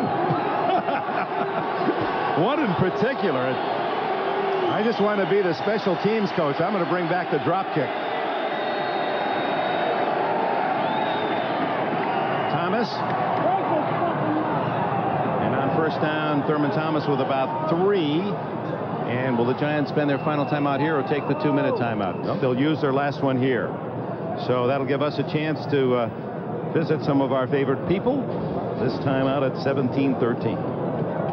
And where New York has really enjoyed the home field advantage. In fact, Bill Parcells' team has lost only one of the last 17 regular season home games. That was to the Eagles. They did, of course, lose in the playoffs last year to the Rams. And something's already happened today that rarely does. The Giants giving up a touchdown in the first quarter. Remember, Buffalo scored on its first possession. That was only the second time all year the Giants have had a touchdown scored on them in the opening period. Well, it seems that Buffalo has sort of melded down the Giants, just sort of mesmerized them in the second half. Beat them at their own game. Here's Thomas protecting the football, shy of the first down, and that'll take it to the 2-minute timeout. So 2 minutes will be left. 5 yards to go on third down for Buffalo, and the Giants without any more timeouts to play with. the Chicago Bulls. Christmas Day on NBC. It will not be a merry day in Chicago.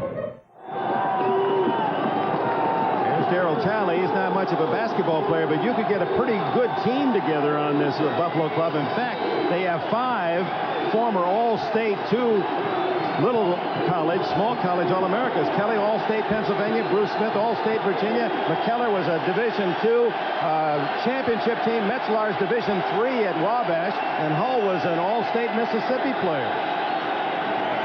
On 3rd and 5, the Giants stop Thomas. So Buffalo will give the Giants a chance to come back.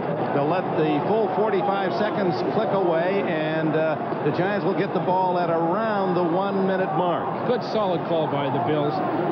Unlikely they'd get the first down, but they can get 40 seconds off that clock, help their field position a little bit. And the Giants with a backup quarterback, Sims an injured ankle, and no timeouts left for Hostetler. If they do come out of this with a win, the Bills will have demonstrated that they're for real, losing Kelly as they have, and playing that entire second half with character, something that people have questioned at one point or another, and taking on an established winner, champion.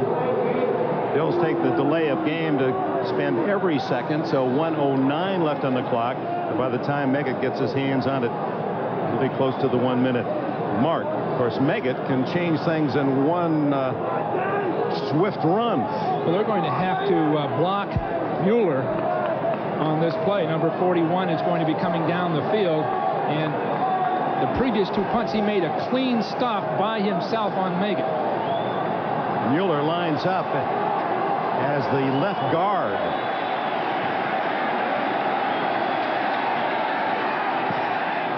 Ooh, almost blocked. A bad kick. It goes out of bounds at the Giant 43.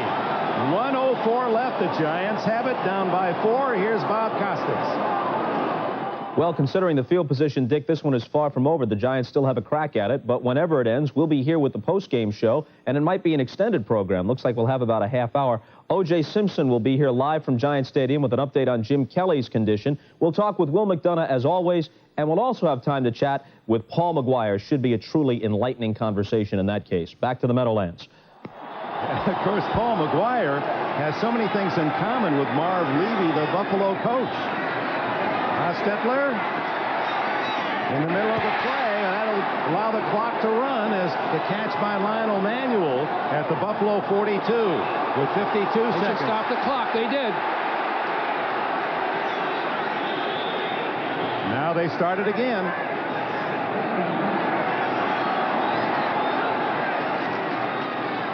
To the sidelines, Baker steps out at the Buffalo 33. 41 seconds to go. Hostetler's handling his team very well, no question about that. But they're going to have to get something well down the field and out of bounds at the same time.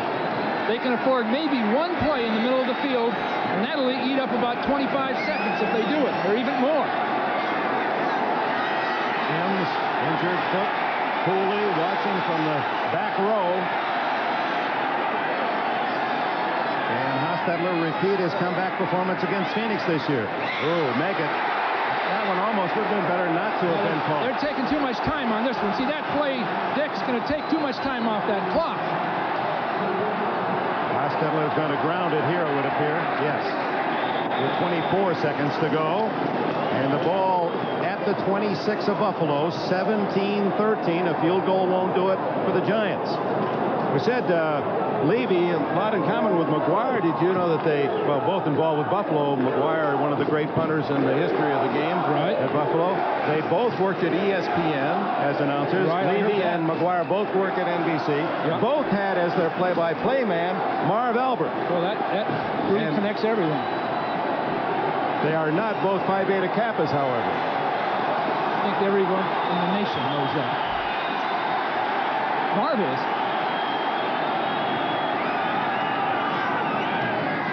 On 2nd and 10. Open.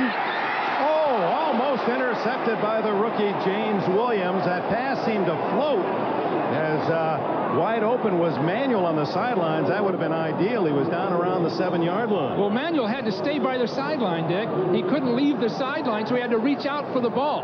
Because if he'd have been tackled in bounds, the game would have been over. So he had to wait out there. And it gave them a chance to intercept it. Williams made a nice move on it. He'll take another play just like that, throw it earlier. 19 seconds left, 3rd and 10.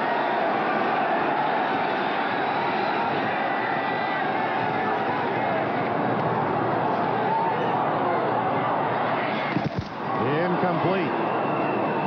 Well covered, Manuel, by Clifford Hicks, an extra defensive back, picked up just a couple of weeks ago from the Rams off the waiver wire. So now it's down to one play.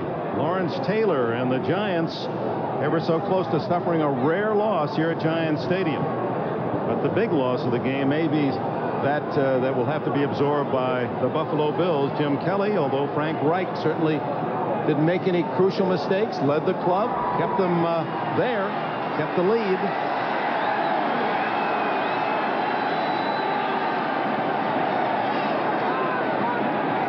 Into the end zone this time. Incomplete, and that'll do it. 9 seconds left. The Bills take over on downs, and they can celebrate. Well, it's their first step toward credibility and being a viable Super Bowl candidate and a Super Bowl contender. A team that could play well in the Super Bowl, provided they have Kelly. Good coverage. No one open. And the Bills on that 4th down, the team togetherness. And it was a very important victory for them. They're the second cousins up north in Buffalo. They don't get the praise and adulation that those that play here in this metropolitan area, the Giants, receive. But they've earned their respect today. A 17-13 win. Buffalo stays atop the AFC East. The executive producer of NBC Sports is Terry O'Neill. The coordinating producer of NFL on NBC, John Faratzis. The Bills and Giants today, directed by John Gonzalez. Associate director, John McGinnis. The production associate, Carol Larson. Carol Larson, the technical manager, Bill Perinello, the technical director, Mitch Geller. Our thanks to Elliot Cow, Mike Elber, and Frank Sikowski here in the booth, and all the rest of the men and women, many who weren't exactly comfortable in that rain and sleet that pelted down, especially in this first half. Job well done. And for the Bills, a victory against the Giants. And for their fans, hopes that Jim Kelly, that knee will not be serious and he'll be able to play again come January in the playoffs. They still have to beat Miami to secure that AFC East next Sunday. That's the story here at Giants Stadium. Much more football ahead, so stay with us as we go back to NFL Live and Bob Costas.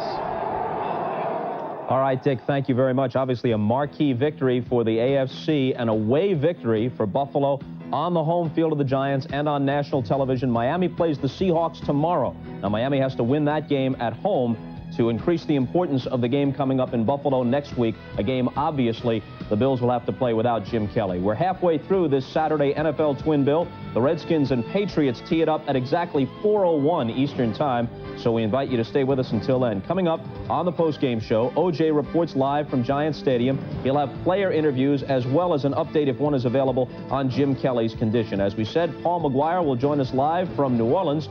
And we'll also look ahead to tomorrow's full slate of NFL games with playoff implications. That and more is next as NFL Live continues.